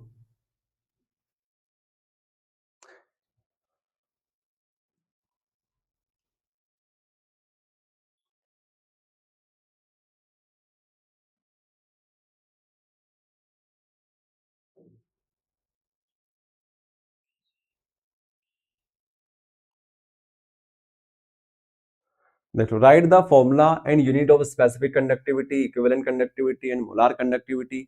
स्पेसिफिक कंडक्टिविटी कप्पा हो जाएगा आपके लिए, ये कप्पा वाला काम हो गया। इक्विवेलेंट कंडक्टिविटी आपको बताया मैंने, इक्विवेलेंट कंडक्टिविटी, मोलार कंडक्टिविटी ये आप लोग देखेंगे। Explain the effect of dilution, साथ में ये भी आपसे पूछा जाता है, explain the effect of dilution on them, specific conductivity kappa and all. ठीक है, ये आपसे पूछा जाता है। तो हमने ये सब तो सीख लिया, इनकी डेफिनेशन वगैरह वगैरह। अब हमें ये समझना डाइल्यूशन के ऊपर क्या फर्क पड़ता है and explain the effect of dilution on them, ये पढ़ना है। देखो आप लोग थोड़ा ध्यान से समझा करो यार। देखो ये क्वेश्चन जो है ये 4 नंबर में आया होगा, तो 4 नंबर में आपसे कितना लिखवाएंगे वो? आपने ये चीज लिख दी, आपने यूनिट लिख दी, फॉर्मूला लिख दिया, इतने तो लिखना होता है। पता चल रहा है आप लोग पढ़े जा रहे हो, पढ़े जा रहे हो, पढ़े जा रहे हो। मैंने आपसे क्या बोला कि बीच की चीज छोड़ दो, इसलिए छोड़ने को बोला था क्योंकि हमें पता है कि क्वेश्चन इस तरीके से आता है हमेशा। देखो ना, 12 में, 14 में, 18 में, 22 में, 24 में, हर 2 साल 3 साल के अंदर ये क्वेश्चन रिपीट हो ही रहा है। यहाँ पे देखो 2 साल का फर्क, 2 साल का, यहाँ पे कितने साल का फर्क हमारे पास, 4 साल का फर्क, फिर यहाँ पे 4 साल का फर्क, फिर यहाँ पे 2 साल का फर्क। ठीक है, तो इस तरीके से क्वेश्चन रिपीट होने के चांसेस बहुत होते हैं और प्रीवियस ईयर प्री बोर्ड 2024 में भी क्वेश्चन आ रखा है। अब डाइल्यूशन के ऊपर क्या फर्क पड़ेगा? अब डाइल्यूशन भी बहुत बड़ा टॉपिक है, लेकिन हमसे पूछा कितना सा जाता है कि डाइल्यूशन का बस फर्क बता दो, क्या फर्क पड़ेगा। बाकी आपसे पूरा डीप में नहीं पूछा जाएगा, अलग से नहीं पूछा जाएगा। तो यही चीज है, डाइल्यूशन जब पढ़ाऊंगा ना, इस पर ध्यान रखना, हमसे ज्यादा नहीं पूछा जाता है, सिंपल भाषा में पूछा जाता है। तो मैं शॉर्टकट भी बताऊंगा, शॉर्टकट भी रेडी है। पहले मैं थोड़ा सा एक्सप्लेन कर देता हूँ, फिर शॉर्टकट बताऊंगा। ये देख लो, ये लॉन्ग कट है, लॉन्ग कट है। अब शॉर्टकट बताता हूँ आपको। ये शॉर्टकट इतना सा शॉर्टकट है, बस शॉर्टकट में ये शॉर्टकट हो गया। तो ये शॉर्टकट आपको तब समझ में आएगा जब आप लोग एक बार ये लॉन्ग कट देख लोगे। बाकी लिखना तो फिर शॉर्टकट में ही चलना है, हमको काम शॉर्टकट में होने वाला है, लेकिन बिल्कुल फील करने के लिए आप लोग यहाँ पे आओ। तो अभी हमने जो पढ़ा था, चाहे वो कंडक्टेंस हो, कंडक्टिविटी हो, मोलार कंडक्टिविटी हो, या फिर इक्विवेलेंट कंडक्टेंस क्यों ना हो, इनके ऊपर क्या प्रभाव पड़ेगा जब हम लोग डाइल्यूशन करेंगे। डाइल्यूशन क्या होता है भैया? मान लो आपके पास एक कंटेनर है, उसमें इलेक्ट्रोलाइट भरा हुआ है। अब उसमें आपने पानी डाल दिया, डालते गए, पानी डालते गए। तो वो जो सॉल्यूशन था, पहले जो सॉल्यूशन था, क्या वो कंसंट्रेट बचेगा, गाढ़ा बचेगा? नहीं बचेगा, वो पतला होता जाएगा, डाइल्यूट होता जाएगा।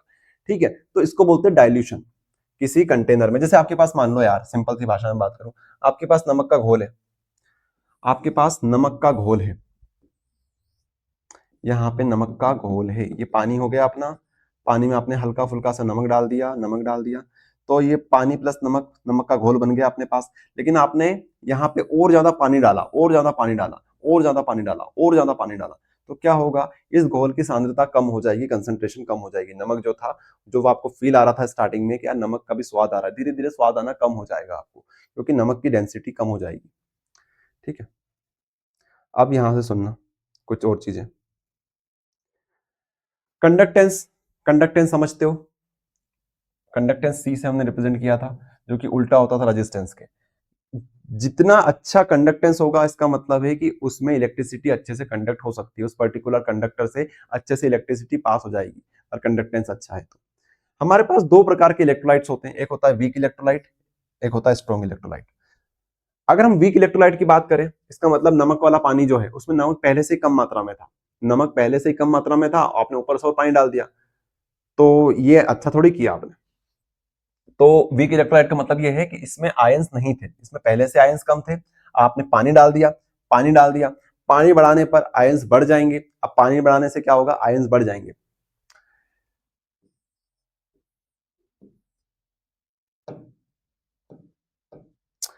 ये हमारे पास पानी है, इसमें इसमें आपने नमक ऑलरेडी मिला रखा था, लेकिन कम मात्रा में था, आपने और पानी डाला, और पानी डाला, तो आयंस, टोटल आयंस जो होंगे वो क्या हो जाएंगे? बढ़ जाएंगे।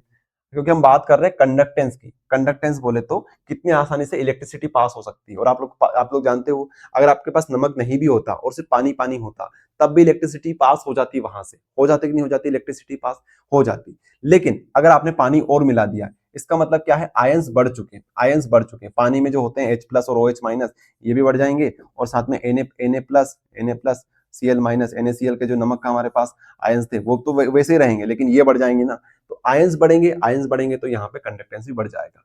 कंडक्टेंस सिंपल सा ये बताता है कि इलेक्ट्रिसिटी क्या यहाँ से इजीली पास हो सकती है, नहीं हो सकती है। तो जैसा पानी डालोगे, जितना पानी होगा उतनी इजीली इलेक्ट्रिसिटी पास हो जाएगी, आयंस बढ़ चुके हैं। तो वीक के केस में ये बात होगी। स्ट्रॉन्ग के केस में क्या बात है? अगर मान लो नमक पहले से बहुत ज्यादा होता तो क्या होता? उस केस में भी बात वही होती, इसमें आयंस पहले से ही थे, पानी डालने से थोड़े और आयंस मूव कर सकेंगे, तो कोई दिक्कत वाली बात नहीं है, इलेक्ट्रिसिटी को तो फर्क पड़ता नहीं, नमक डालो पानी डालो। लेकिन हाँ, अगर जितना ज्यादा आयंस होंगे पानी में डालोगे तो उतनी आसानी से हमारी इलेक्ट्रिसिटी फ्लो हो पाएगी, उसको कोई प्रॉब्लम नहीं आएगी, रुकावट नहीं आएगी, रेजिस्टेंस नहीं आएगा। तो दोनों ही केस में समझने की बात है ये तो मैंने जब हिंदी में जो लिख रखा है ना, क्योंकि आपको एग्जाम में ऐसा लिखना ही नहीं है, आपसे सिर्फ ये समझ आपको समझना ये पड़ेगा कि एक्चुअल में हुआ क्या। तो कंडक्टेंस डाइल्यूशन करने पे कंडक्टेंस बढ़ता है, आपसे सिर्फ ये पूछेंगे बढ़ता है घटता है बढ़ता है घटता है, तो कंडक्टेंस क्या होता है डाइल्यूशन करने पे बढ़ता है, ध्यान रखोगे, चाहे वीक के केस में या स्ट्रॉन्ग के केस में, दोनों के केस में बढ़ता है क्योंकि आयंस बढ़ जाते हैं। चलो अब बात करते हैं कंडक्टिविटी की, कप्पा की कंडक्टिविटी। अच्छा, कंडक्टेंस और कंडक्टिविटी में अंतर तो समझ में आता है ना, ये एक स्पेसिफिक केस होता है जिसमें बोला जाता है कि 1 सेंटीमीटर क्यूब का हमारे पास एक कंटेनर होगा, 1 सेंटीमीटर क्यूब का कंटेनर होगा, इसके अंदर जो कंडक्टेंस होगा वो हमारे पास स्पेसिफिक कंडक्टेंस कहलाएगा। तो इस केस में क्या होगा, आपने डाइल्यूशन किया, डाइल्यूशन करने पे क्या होता है, पानी डालने से क्या होता है, वॉल्यूम बढ़ जाती है, वॉल्यूम बढ़ने से आयन की डेंसिटी पर्टिकुलर एरिया में कम हो जाएगी, number of ion in 1 ml क्या हो जाएंगे, कम हो जाएंगे। समझने की कोशिश करना यहां पे क्या बात हो रही है।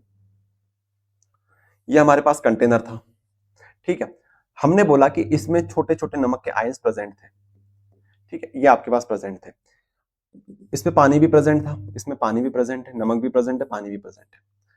अब जैसे ही आपने और पानी डाला, आपने जैसे ही और पानी डाला, आपने और पानी ऐड किया, तो क्या होगा, यहां पे कंडक्टेंस तो बढ़ेगा क्योंकि आयंस बढ़ चुके हैं, लेकिन स्पेसिफिक कंडक्टेंस, स्पेसिफिक केस की बात करें, स्पेसिफिक केस क्या बोलता है कि पर्टिकुलर एरिया में 1 सेंटीमीटर क्यूब के वॉल्यूम में क्या फर्क पड़ेगा। लेट सपोज हमारे पास 1 सेंटीमीटर क्यूब का वॉल्यूम इतना सा है, इतना सा, इतना सा, ठीक है, इसमें हमारे पास एक हमारे पास आयन है, एक तरीके से ये बोल सकते हो। तो जैसे ही आप पानी डालोगे तो यहां से जो कंसंट्रेशन है, यहाँ पे जो हमारे पास डेंसिटी है, किसकी किसकी डेंसिटी, ये इस पर्टिकुलर नमक की डेंसिटी वो क्या हो जाएगी, कम हो जाएगी। तो यहां से डेंसिटी कम हो जाएगी क्योंकि पर्टिकुलर एरिया में अब हमारे पास जो आयंस थे, जैसे मान लो हमने 6 आयंस बना दिए, अब आपने पानी डाला तो 2-4 बाहर निकल जाएंगे, तो हमारे पास कम बचेंगे। इस वजह से हम बोल रहे हैं कि कंडक्टिविटी क्या होगी, डिक्रीज हो जाएगी, कंडक्टेंस बढ़ेगा क्योंकि उसको फर्क नहीं पड़ता। लेकिन यहाँ पे स्पेसिफिक केस की बात कर रहे हैं, इतना सा बड़ा तो हमारे पास एरिया होता है जिसके अंदर हम स्पेसिफिक कंडक्टेंस बोलते हैं। अब पूरा हमारे पास कंटेनर रहेगा, कंटेनर के अंदर जैसे ही पानी डालोगे तो इसमें से, इस पर्टिकुलर एरिया में से जो यहाँ डेंसिटी जो थी वहां से कम हो जाएगी, ठीक है, यहां से नमक की डेंसिटी कम हो जाएगी, थोड़े से आयंस बाहर हो जाएंगे और यहाँ पे कम आयंस बचेंगे, तो कम आयंस बचेंगे तो इस पर्टिकुलर एरिया की कंडक्टिविटी क्या हो जाएगी, कम हो जाएगी। लेकिन पूरे एरिया की बात करेंगे तो कंडक्टेंस कहलाएगा, वो तो बढ़ेगा, पूरे एरिया का तो बढ़ेगा, लेकिन इस पर्टिकुलर एरिया का कम हो जाएगा। आई बात समझ में, इसलिए हम बोल रहे हैं कि कंडक्टिविटी जो होगी वो कम हो जाएगी। आई बात समझ में, कंडक्टिविटी हमारी कम हो जाएगी। यहाँ पे कंडक्टिविटी आएगा, कंडक्टेंस को हटा के कंडक्टिविटी कर लेगा, कंडक्टेंस तो बढ़ेगा, कंडक्टिविटी कम हो जाएगी, कंडक्टिविटी हमारी कम हो जाएगी। चलो ये हमारा हो गया कंप्लीट। पानी डालने पर डेंसिटी कम हो गई, अब आयंस उतने ही रहे पर सॉल्यूशन बढ़ गया, जिससे कंडक्टिविटी डिक्रीज हो गई। आई बात समझ में, ये वाला डायग्राम देखो आप लोग। तो ये हो गया हमारे पास कंडक्टिविटी। अब आती है हमारे पास molar conductivity and equivalent conductivity.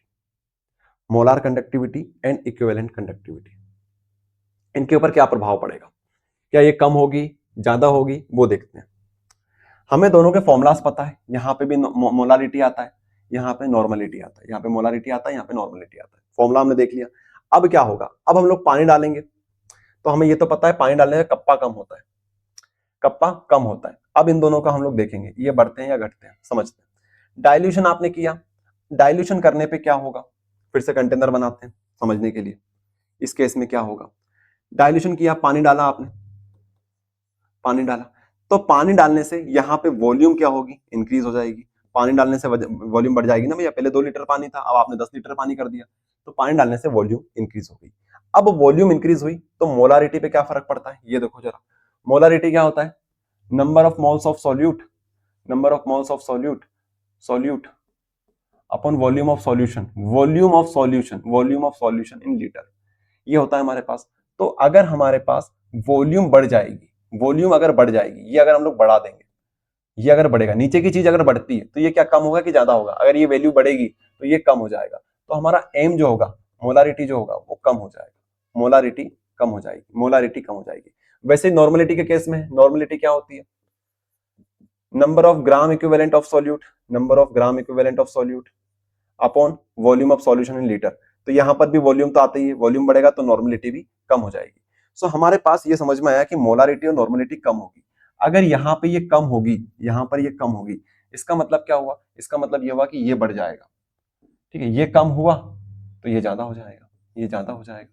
आई बात समझ में, मोलारिटी कम हो रही है क्योंकि वॉल्यूम बढ़ रहा है, और अगर मोलारिटी कम हो रही है इसका मतलब ये बढ़ रहा है। तो इसका मतलब ये हुआ कि हमारे पास लेमडा एम और लेमडा ई दोनों कैसे होंगे, ये बढ़ते क्रम में हमें मिलेंगे। लेमडा एम और लेमडा ई दोनों बढ़ते क्रम में मिलेंगे। डायल्यूशन करने पे कप्पा कम होता है, कंडक्टेंस कम होता है, बाकी ये दोनों चीजें बढ़ती है। ठीक है, ये सारी चीजें आप लोग चाहें तो पढ़ के देख सकते हो। अब हम लोग थोड़ा सा यहाँ पे आते हैं, ये चेंज कर लेना थोड़ा सा सिस्टम, यहाँ पे आ जाओ। अब शॉर्टकट में बात करें, डायल्यूशन करने पे कंडक्टेंस बढ़ता है, कंडक्टिविटी कप्पा कम होता है, लेमडा एम और लेमडा ई बढ़ता है। चारों चीजें आपको मैंने शॉर्टकट में बता दी। सिर्फ और सिर्फ कंडक्टेंस बढ़ता है, बाकी सब, सिर्फ और सिर्फ कंडक्टिविटी कम होती है, बाकी कंडक्टेंस लेमडा एम लेमडा ई ये लोग बढ़ते हैं। कंडक्टिविटी क्योंकि स्पेसिफिक केस है, 1 ml 1 cm³ वॉल्यूम की बात करते हैं, तो उसके केस में कम होता है, बाकी सबके केस में डायल्यूशन करने पे ये चीजें बढ़ती है। याद रख लोगे आप लोग सभी, इसको अच्छे से याद रखना, बस इतना ही है और कुछ भी नहीं है। अब हमारे पास नेक्स्ट टॉपिक आता है कोलरोस्ट लॉ। कोलरोस्ट लॉ बहुत बहुत बहुत बहुत इंपॉर्टेंट ये टॉपिक है हमारे पास, कोलरोस्ट लॉ। ऑलरेडी कितनी ही बार क्वेश्चन आ रखा है कोलरोस्ट लॉ के ऊपर। One of the most important topic हमारे पास हो जाता है कोलरोस्ट का लॉ। देख सकते हो कितनी बार क्वेश्चन आ रखा है। कोलरोस्ट लॉ एक्सप्लेन करना है, कोलरोस्ट लॉ उसकी एप्लीकेशन बतानी है हमें। ठीक है, साथ में हमारे पास एक न्यूमेरिकल दे रखा होता है, वो भी बहुत सिंपल होता है, वो भी हम लोग सॉल्व कर सकते हैं। ठीक है, चलो कोलरोस्ट लॉ समझते हैं। देखो डेफिनेशन सबकी सब सेम मिलेगी, यहां पे जो लिखी है ना वही आपको वहां पर भी देखने को मिलेगी। कोलरोस्ट लॉ समझते हैं।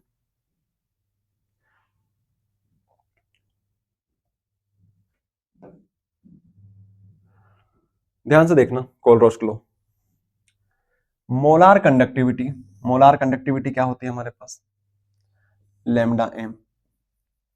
Molar conductivity at infinite dilution, इतना डाइल्यूशन कर दिया, इतना पानी मिला दिया, इतना पानी मिला दिया कि नमक का स्वाद ही नहीं आ रहा है। जैसे एक पानी की टंकी है आपके पास, ठीक है, उस पानी की टंकी में आप लोग मान के चलो आपने इतना सा नमक मिला दिया, इतना सा आपने नमक मिलाया।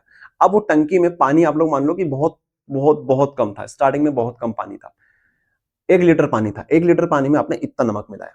अब आपने क्या किया, नीचे से मोटर चालू कर दी। अब टंकी में सिर्फ 1 लीटर पानी था और थोड़ा सा नमक था, लेकिन जैसे ही आपने मोटर चालू करी, पानी की टंकी भराई भराई भराई, जब 10 15 लीटर 20 लीटर पानी इसमें हो गया, तो क्या आपसे मैं बोलूंगा कि अब इसमें से ग्लास डालो, इसमें से पानी निकालो, उसको पियो, तो क्या आपको नमक का स्वाद आएगा? आप बोलोगे नहीं आएगा, नहीं आएगा उस टाइम पर। लेकिन केमिस्ट्री क्या बोलती है, केमिस्ट्री बोलती है कि आपको नमक का स्वाद आना चाहिए। क्यों आना चाहिए? क्योंकि कुछ ना कुछ आयंस नमक के वहां पे प्रेजेंट होंगे ही होंगे। लेकिन हम उसे बोलते हैं इनफाइनाइट डाइल्यूशन, आपने बहुत ज्यादा डाइल्यूट कर दिया उसे। तो molar conductivity at infinite dilution, क्या इस तरीके से हम लिख सकते हैं, molar conductivity infinite of any strong और वीक इलेक्ट्रोलाइट, किसी भी स्ट्रॉन्ग या वीक इलेक्ट्रोलाइट की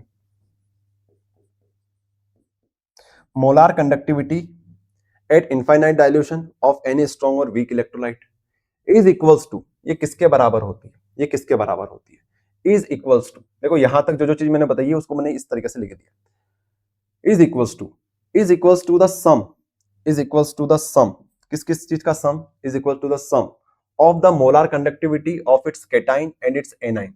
तो molar conductivity of its cation and its anion, तो molar conductivity at infinite dilution of its cation, molar conductivity at infinite dilution of its anion और cation. तो यहां पे मैं लिख देता हूं केटाइन, यहां पे मैं लिख देता हूं एनाइन। तो ये देखो is equals to the sum of molar conductivity of its cation and its anion at infinite dilution। तो infinite dilution मैंने कर दिया। तो यहां तक चीज समझ में आई, क्या किया मैंने, यहां पे मैंने बोला केटाइन और एनाइन की मोलर कंडक्टिविटी इनफाइनाइट डाइल्यूशन जो होगा वो किसके बराबर होगा, molar conductivity infinite dilution of any strong और वीक इलेक्ट्रोलाइट। ठीक है, ये भी एक टर्म हो गई, यहां तक भी आप करोगे तो ये पार्शियली बिल्कुल करेक्ट है, मतलब 75% बिल्कुल करेक्ट है ये। लेकिन होता क्या है, होता क्या है, मैं आपको एग्जांपल दूंगा, अभी आपको समझ आएगा, समझ में आएगा।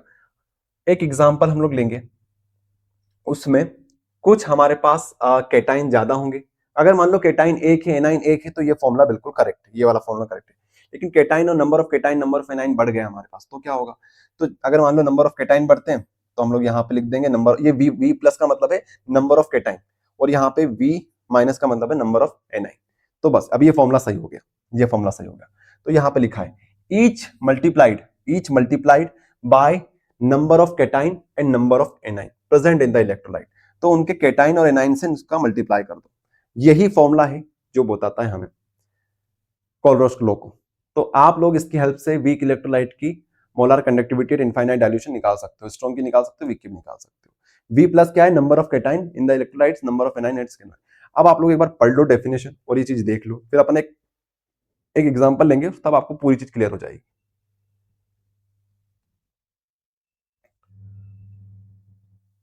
ये देखो, ये देखो, ये हमने अभी फॉर्मूला देखा, यहाँ पे V प्लस, यहाँ V माइनस नहीं लिखा है, लेकिन इस तरीके से देखोगे हमारे पास मान लो नमक है, NaCl है, तो NaCl इलेक्ट्रोलाइट की जगह NaCl आ जाएगा, केटाइन की जगह पे पॉजिटिव चार्ज N प्लस आ जाएगा, Na प्लस आ जाएगा, और यहाँ पे Cl माइनस आ जाएगा। तो ये एक एग्जांपल हो गया, सिंपल सा एग्जांपल है। इस तरीके से एक और क्वेश्चन देता हूँ आपको, इसको सॉल्व करो। H2CO3, यहाँ पे क्या होगा? हमें पता है H2CO3 किस टाइप से ब्रेक डाउन होता है? H2CO3 किस टाइप से ब्रेक डाउन होता है? H2CO3 किस टाइप से ब्रेक डाउन होता है? तो ये ब्रेक डाउन होता है H प्लस, दो बनेंगे हमारे पास, और ये जो CO3 है, CO3 के ऊपर आएगा 2 माइनस चार्ज, 2 माइनस चार्ज। तो यहां पे लिखेंगे आप लोग H प्लस, यहां पे लिखेंगे CO3 2 माइनस। अब यहां पे आप लोग देखो कितने आयंस बने हुए हैं, यहाँ पे तो सिर्फ एक ही आयन है, ये पूरा एक ही आयन है, यहाँ पे ये पूरा, यहाँ पे कितने आयंस है? यहाँ पे 2 आयंस है।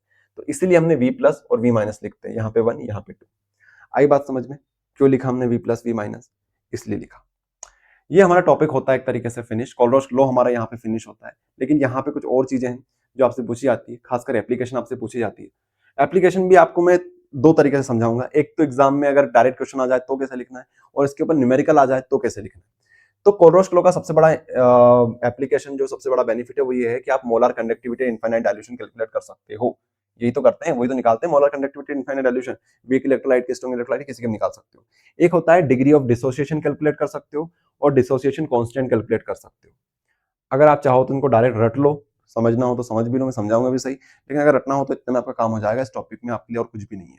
फिर न्यूमेरिकल के लिए एक फॉर्मूला है, वो फॉर्मूला आप लोग डायरेक्ट याद कर लेना। तो ये तो समझा दिया मैंने, molar conductivity of weak electrolyte आप लोग यहाँ से फाइंड आउट कर सकते हो। फिर आपसे बोला कि आप लोग यहाँ से डिग्री ऑफ डिसोसिएशन भी कैलकुलेट कर सकते हो। डिग्री ऑफ डिसोसिएशन क्या होता है? डिग्री ऑफ डिसोसिएशन को आप लोग लिखते हो अल्फा से, अल्फा से लिखते हो। सो ये हमारे पास होता है lambda M of the concentration, lambda M at infinite dilution. ठीक है, ये वाला फॉर्मूला आप लोग याद रखेंगे। ठीक है, ये वाला फॉर्मूला याद रखेंगे। नॉर्मल लिखेंगे और नीचे लिखेंगे एट इनफाइनाइट डाइल्यूशन। यहाँ पे आप लोग इनफाइनाइट डाइल्यूशन कर लेना, इनफाइनाइट डाइल्यूशन। ओके, तो ये हमारे पास होता है डिग्री ऑफ डिसोसिएशन। ये फॉर्मूला आपके लिए काम आएगा, बाकी तो कुछ भी नहीं। ओके, मोलर कंडक्टिविटी ऑफ ये हो गया हमारे पास। Calculate degree of dissociation, degree of dissociation बता दिया मैंने कैसे करना है। उसके बाद हमारे पास आता है डिसोसिएशन कांस्टेंट। तो देखो चीजें बहुत सारी है, लेकिन आपके लिए फिर फॉर्मूला काम का होता है। फॉर्मूला आपके ये रहेगा डिसोसिएशन कांस्टेंट का। ठीक है, C alpha square 1 minus alpha, 1 minus alpha. जरा ध्यान से देखो, अल्फा तो हमने ऑलरेडी कैलकुलेट कर रखा है ना। अल्फा क्या होता है? डिग्री ऑफ डिसोसिएशन, जो अभी देखा था, lambda M by lambda infinite. ठीक है, एट इंफिनिटी डाइल्यूशन। सो ये वैल्यू अगर आप यहाँ पे पुट कर दोगे तो आपके पास एक्सप्रेशन कुछ इस प्रकार का आएगा। इसको सॉल्व करोगे तो ये आ जाएगा, यही है। तो आप लोग चाहे तो ये वाला फॉर्मूला याद रख लो, चाहे ये वाला फॉर्मूला याद रख लो। ये आपको ये भी याद करना है और ये भी याद करना है, बस इतना सा याद करना है। ये किस लिए याद करना है? ये काम आएगा आपको न्यूमेरिकल्स में। बाकी एज सच ऐसा कोई यूज नहीं है इसका, एज सच ऐसा कोई यूज नहीं है। आपको जो मैंने 3 एप्लीकेशन बताई है, वो 3 एप्लीकेशन लिख के आ जाना कोलरोस लॉ में, काम आपका हो जाएगा। ओके, ये हमारा टॉपिक होता है यहाँ पे फिनिश। ठीक है, ये हो गया हमारे पास फिनिश। देख सकते हो, अपनी कॉपी में नोट करना हो तो इस तरीके से नोट कर सकते हो, वही चीज यहाँ पे लिखी हुई है।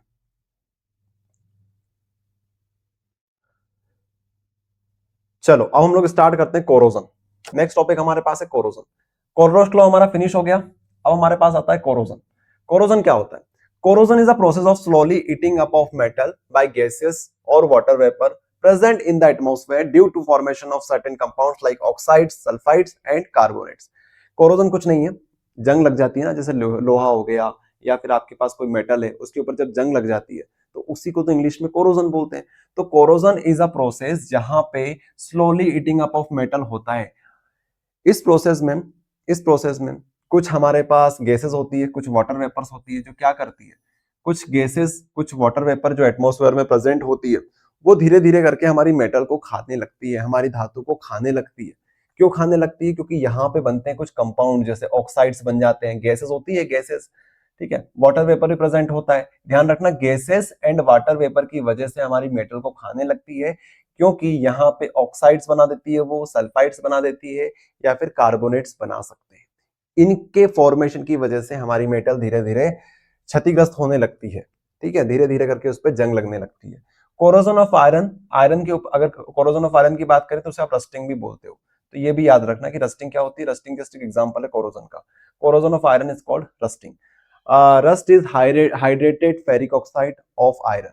अब देखो, रस्टिंग को देखना है तो ये है, ये जंग है जो लगती है ना, एक तरीके से ये होता है, ये फॉर्मेशन हो जाता है, तो इसको बोलते हैं फेरिक ऑक्साइड। क्या बोलते हैं? Hydrated ferric oxide, hydrated ferric oxide, hydrated ferric oxide.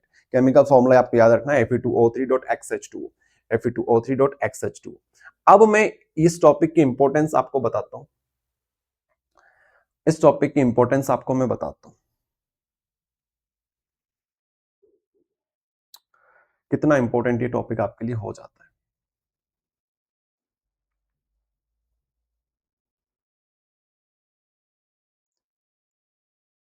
ये देखिए, 2025 में 2013 में क्वेश्चन आया था, what is corrosion, explain the electrochemical principle of rusting. आपसे कोरोजन पूछा जाएगा, एग्जांपल आपने बता दिया iron, corrosion of iron is called rusting, आप लोग एग्जांपल लिख देना। इसके बाद Fe2O3.XH2O, ये हमारे पास क्या होता है, ये हमारे पास रस्टिंग होती है। अब आपसे पूछा जा सकता है explain electrochemical principle of rusting, तो आपको पूरी इलेक्ट्रोकेमिकल प्रिंसिपल है उसका बताना पड़ेगा, ये सारी रिएक्शंस आपको लिखनी पड़ेगी, ठीक है। तो ये इस तरह से भी आपसे क्वेश्चन पूछा जा सकता है। एक और टाइप से क्वेश्चन पूछा जाता है आपसे, what are the factors affecting corrosion and way to avoid corrosion. ये भी आपसे क्वेश्चन पूछा जा सकता है कि कौन कौन से फैक्टर्स हैं और साथ साथ उनको कैसे प्रिवेंट कर सकते हैं, वो भी बताना है। तो ये वाला क्वेश्चन तो बहुत सिंपल है, इसमें तो कुछ भी नहीं है, लेकिन यहाँ पे आपको हल्की फुल्की दिक्कत आ सकती है अगर फर्स्ट टाइम आप देख रहे हो तो। लेकिन मैं आपके साथ खड़ा हूं भैया, कोई दिक्कत वाली बात नहीं है, अपन बहुत सिंपल तरीके से बहुत अच्छे समझेंगे। चलो समझ में आ गया। हमें अब करना क्या है, हमें पूरी केमिकल इक्वेशंस बनानी है, केमिकल इक्वेशंस बनानी है। जरा ध्यान से देखो, ये अपने पास पूरी केमिकल इक्वेशंस है, मैं आपको सिंपल भाषा में समझाऊंगा। हमने बोला कि हमारे पास आयरन है, लोहा है, तो ये जो लोहा है, लोहे की जो सरफेस है वो कैसे वर्क करती है, ये वर्क करती है इलेक्ट्रोकेमिकल, इलेक्ट्रोकेमिकल सेल की तरह। मतलब यहाँ पे ये जो सरफेस है, लोहे की सरफेस है, जो लोहा है हमारे पास, वहां पे एनोड भी होगा और कैथोड भी होगा, एनोड भी होगा साथ में कैथोड भी होगा, मतलब ऑक्सीडेशन भी होगा और रिडक्शन भी होगा, दोनों चीजें यहाँ पे होगी। हम मानते हैं हमारे पास लोहा क्या होता है, एफी होता है ना, एफी होता है। एनोड के ऊपर रिएक्शन किस प्रकार से होगी, जो हमारा एफी होगा, एफी दो इलेक्ट्रॉन्स को लूज करेगा तो Fe2+ में कन्वर्ट हो जाएगा, दो इलेक्ट्रॉन को इसने आसानी से लूज कर दिया। क्या हो गया यहाँ पे हमारे पास ऑक्सीडेशन हो गया। अब कैथोड की बात करें, मैंने आपसे बोला था कि हमारी मेटल को धीरे धीरे कोरोजन एक प्रोसेस होती है जहां पर हमारी मेटल्स को खाया जाता है। किसके द्वारा खाया जाता है? जो एटमॉस्फेयर में गैसेस और वाटर वेपर प्रेजेंट होते हैं उनके द्वारा। तो ये हमारे पास गैस हो गई, जैसे कार्बन डाइऑक्साइड गैस हो गई, वाटर वेपर बोले तो पानी हो गया, H2O हो गया। अब इस अभी एटमॉस्फेयर में प्रेजेंट है, कार्बन डाइऑक्साइड भी प्रेजेंट है, पानी भी प्रेजेंट है, वाटर वेपर्स भी प्रेजेंट है। ये दोनों रिएक्ट करके क्या बनाते हैं? H2CO3 बनाते हैं। क्या बनाते हैं? H2CO3 बनाते हैं। अब ध्यान से देखना, H2CO3, अब H2CO3 क्या करता है? H2CO3 जब रिएक्ट करता है हमारी मेटल के साथ तो वो कुछ इस प्रकार से ब्रेक डाउन हो जाता है, H+ में और HCO3 2- में, ठीक है। इस प्रकार से ये ब्रेक डाउन हो जाता है। किस तरह से ब्रेक डाउन हो जाता है? इस प्रकार से ये ब्रेक डाउन हो जाता है। तो हमें यहां से H+ मिल रहा है। H+ क्या है? आयन, हमें आयन तो चाहिए। तो ये जो आयन होता है, आयन जो होता है H+ आयन, ये क्या करता है, ये यहां से ये दो इलेक्ट्रॉन जो दिख रहे हैं ना, इनके साथ रिएक्शन करता है। दो इलेक्ट्रॉन से इसने रिएक्शन करी तो यहाँ पे वापस से क्या बना लेगा, ये नेसेंट हाइड्रोजन, सिंगल हाइड्रोजन बना लेगा। क्या बना लेगा? Single hydrogen. ध्यान से देखना, अच्छा ये पहले से ही कटा हुआ है, ओके ओके। यहाँ पे नेसेंट हाइड्रोजन बना लेगा। ये 2H का मतलब आप लोग इस तरीके से समझ सकते हो, nascent hydrogen, single hydrogen. Although ये इस तरीके से एग्जिस्ट नहीं करता है जैसा आप देख रहे हो। क्यों नहीं करता है? क्योंकि हाइड्रोजन जो गैस होती है, हाइड्रोजन जो होता है, जो H2 के फॉर्म में एग्जिस्ट करता है, लेकिन इंटरनली ये पॉसिबल हो सकता है। ये अंदर की कहानी है। फिर से समझना, एनोड के ऊपर क्या हुआ, एनोड के ऊपर Fe जो था Fe2+ में कन्वर्ट हो गया, 2 इलेक्ट्रॉन्स हमें मिल गए। हमें पता है एटमॉस्फेयर में कार्बन डाइऑक्साइड गैस भी होती है, पानी भी होता है, तो H2CO3 हमें मिला। H2CO3 कैसे टूटेगा? तो H+ HCO3 2- में टूटेगा। अब ये जो H+ है, इसने 2 इलेक्ट्रॉन्स देख के यहाँ पे नेसेंट हाइड्रोजन के बना दिया इस तरीके से। अब ये जो हमारे पास आया है H हाइड्रोजन आया है, ये फिर से ऑक्सीजन के साथ रिएक्शन करेगा। एटमॉस्फेयर में ऑक्सीजन भी प्रेजेंट होती है, ऑक्सीजन से रिएक्शन करी और यहाँ पे इसने वाटर मॉलिक्यूल्स बना लिया। इसने खुद ने भी क्या बना लिया? वाटर मॉलिक्यूल्स बना लिया, H2O, पानी बना लिया। अब आप लोग इसको बैलेंस करने के लिए यहाँ पे हाफ लगाएंगे तो आपके पास H2O मिल जाएगा। ठीक है, ये बैलेंस करना तो बहुत ईजी होता है, नहीं भी करोगे तब भी कोई दिक्कत नहीं है, समझ में आता ही है हमें। H और O2 रिएक्शन करेंगे तो H2O बनेगा। ओके, सो अगर हम लोग कैथोड के ऊपर बात करें, कैथोड के ऊपर हमारी जो मेन इंपॉर्टेंट 2 रिएक्शन है वो ये है। ये हमारी 2 इंपॉर्टेंट रिएक्शंस, क्योंकि ये तो समझने की चीजें हैं कि कैसे ये टूटा, लेकिन रिएक्शन तो यहां से स्टार्ट हुई ना। ये जो H+ ने इसने रिएक्शन इसके साथ तो तभी करी ना यहाँ पर, और फिर यहाँ पे इसने पानी के साथ रिएक्शन करी। तो अगर हम लोग देखें यहां से ये कट जाएगा और हमारे पास क्या बचेगा? ओवरऑल कैथोड के ऊपर जो रिएक्शन होगी, यहाँ पे हमारे पास H+, यहाँ पे 2 इलेक्ट्रॉन्स है और यहाँ पे हमारे पास H2O है और यहाँ पे O2 है। अब हम चाहते हैं कि जो 1/2 लिखा हुआ है इसको हटाएं। 1/2 जो लिखा हुआ है उसको हटाएं। क्यों? नहीं, क्योंकि अच्छा नहीं लग रहा है। तो हम एक काम करते हैं, पूरी रिएक्शंस में दोनों में 2 से मल्टीप्लाई कर देते हैं। 2 से मल्टीप्लाई करोगे तो यहाँ पे 4 हो जाएगा, यहाँ पे 4 हो जाएगा और यहाँ पे 1/2 इंटू 2 करेंगे तो यहाँ पे O2 बचेगा सिर्फ, और यहाँ पे फिर से 2 हो जाएगा। ठीक है, तो ये हमारे पास एनोड की रिएक्शन ये रही और कैथोड की रिएक्शन हमारे पास ये रही। स्टार्टिंग में आपको थोड़ी सी कॉम्प्लिकेटेड लग सकती है, लेकिन 2-4 बार प्रैक्टिस कर लेना, हो जाएगी, कोई सीख जाओगे आप, कोई मुश्किल चीज नहीं है। तो नेट रिएक्शन हमारे पास ये होगी। अब ओवरऑल रिएक्शन कैसे करोगे? एनोड और कैथोड को जोड़ दो। एनोड पे क्या है? यहाँ पे Fe है, ये Fe हो गया, यहाँ पे H+ है, H+ हो गया, ये इलेक्ट्रॉन हो गया, यहाँ पे O2 हो गया, यहाँ पे H2O हो गया। जरा ध्यान से देखो, हम लोग क्या चाहते हैं? हम लोग ये चाहते हैं कि यहाँ पे 2 इलेक्ट्रॉन्स है और यहाँ पे 4 इलेक्ट्रॉन्स है। तो क्या हम ऐसा कर सकते हैं, दोनों इक्वेशन को सेम सेम कर दे ताकि इलेक्ट्रॉन से इलेक्ट्रॉन कट जाए? आप बोलोगे हो सकता है, यहाँ से 2 से मल्टीप्लाई कर दो। 2 से मल्टीप्लाई करेंगे तो यहाँ पे 2 हो जाएगा, यहाँ पे 2 हो जाएगा और यहाँ पे 4 हो जाएगा। क्या लिख सकते हैं? तो इसलिए मैंने यहाँ पे 2Fe लिखा है, यहाँ पे 4H+, 4 इलेक्ट्रॉन्स, यहाँ पे O2, और ये जो चीजें हैं ये लेफ्ट साइड वाली ये लिख दी मैंने। यहाँ पे H2O पहले से था और ये दोनों चीजें मैंने यहाँ पे लिख दी। तो ये जब लिखी मैंने, ये चीजें जब लिखी, तो आप लोग देखेंगे यहां से मैं इसको इससे कैंसिल कर सकता हूँ। ठीक है, यहां से ये कैंसिल हो जाएगा, तो हमारी रिएक्शन कुछ इस प्रकार से दिखेगी। अब हमारे लिए जो इंपॉर्टेंट चीज यहां से यहां तक आई वो आती है ये चीज, Fe2+। अभी जो Fe2+ है, या फिर आप लोग Fe4+ भी बोल सकते हो, बैलेंस करने के लिए हमने यहाँ पे Fe2+ की बात कर रहे हैं। Fe2+, अब ये तो कितने हो सकते हैं? आयंस तो लाखों अरबों हो सकते हैं। इससे मत देखना कि यहाँ पे 2 लिखा है, यहाँ पे 4 लिखा है, सिर्फ ये तो बैलेंस करने के लिए हमने लिखा है। अब ये जो Fe2+ है, ये रिएक्शन करता है फिर से हवा के साथ, ऑक्सीजन के साथ और साथ में पानी के साथ, वाटर मॉलिक्यूल्स के साथ, ये फिर से रिएक्शन करता है। तो क्या होता है, यहां से रिएक्शन करने पे हमें मिलता है Fe2O3, साथ में हमें H+ मिलता है। अब इसको बैलेंस कर लेना। बैलेंस करने के लिए यहाँ पे आप 4 लगाओगे, यहाँ पे 4 लगाओगे, यहाँ 2 लगाओगे, यहाँ पे 8 लगाओगे, देख सकते हो पूरी तरीके से बैलेंस हो जाएगी। चेक करके आप लोग कर सकते हो। तो ये सिर्फ बैलेंस करने के लिए हमने लिखा है। ऑक्सीजन के साथ रिएक्शन करी, H2O के साथ रिएक्शन करी, तो हमें Fe2O3 मिला। अब ये जो Fe2O3 है, ये करेगा फिर से वाटर मॉलिक्यूल्स के साथ रिएक्शन, और लास्ट में हमारे पास बचेगा Fe2O3.XH2O, और जो कि क्या है हमारे पास? ये हमारे पास रस्टिंग है या फिर कोरोजन है, ये हमारे पास रस्टिंग है। ठीक है, ये आपके लिए हो जाएगा।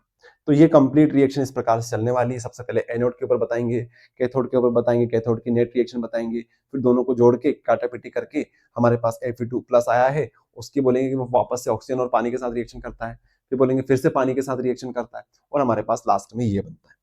तो इसको आप लोग 2 से 3 बार लिख लिख के देख लो, समझ में आ जाएगा आपको और याद हो जाएगा। ओके, चलो अगर आप लोग देखना चाहें यहाँ पे नोट्स में, तो मैं एक बार फिर से आपको दिखा देता हूँ।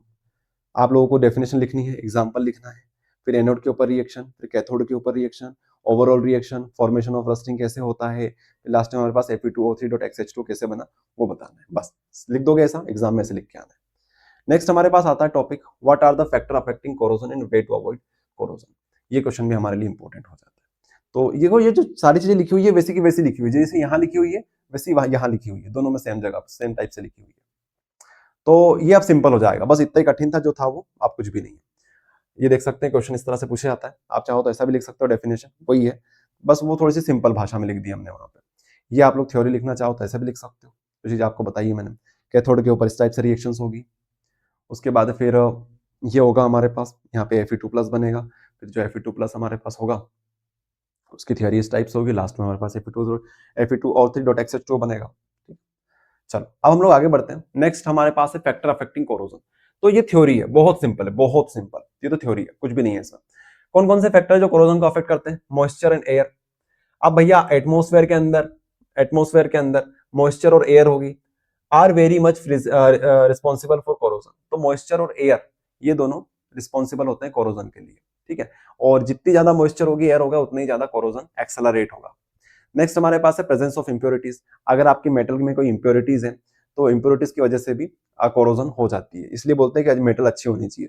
जैसे अपना तार होता है, अपन बाजार से लेके आते हैं तार घर के लिए, लेकिन अगर वो अच्छा नहीं होता है तो बहुत जल्दी उसमें जंग लग जाती है, फिर वहां से करंट भी अच्छी तरह से फ्लो नहीं हो पाता है, शॉर्ट सर्किट हो सकते हैं। तो इंप्योरिटीज प्रेजेंट होगी अगर, तो वहां पे कोरोजन हो गई होगा। फिर उसके बाद आता है presence of bends and cuts in the metal. अगर आपकी मेटल बेंड हो रखी है, मुड़ रखी है, या फिर उसमें कोई कट वट है, तो वहां पर भी कोरोजन हो जाएगा। और ये फैक्टर्स हैं जो कोरोजन को अफेक्ट करते हैं। ठीक है, इतनी बात समझ में आई, सिंपल है, कोई मुश्किल नहीं है, आराम से लिख सकते हो। फिर हमारे पास है कैसे आप प्रिवेंट कर सकते हो कोरोजन से, कोरोजन से कैसे आप लोग बचा सकते हो। तो एक काम करो, जो आपकी सरफेस है उसको आप पेंट कर दो।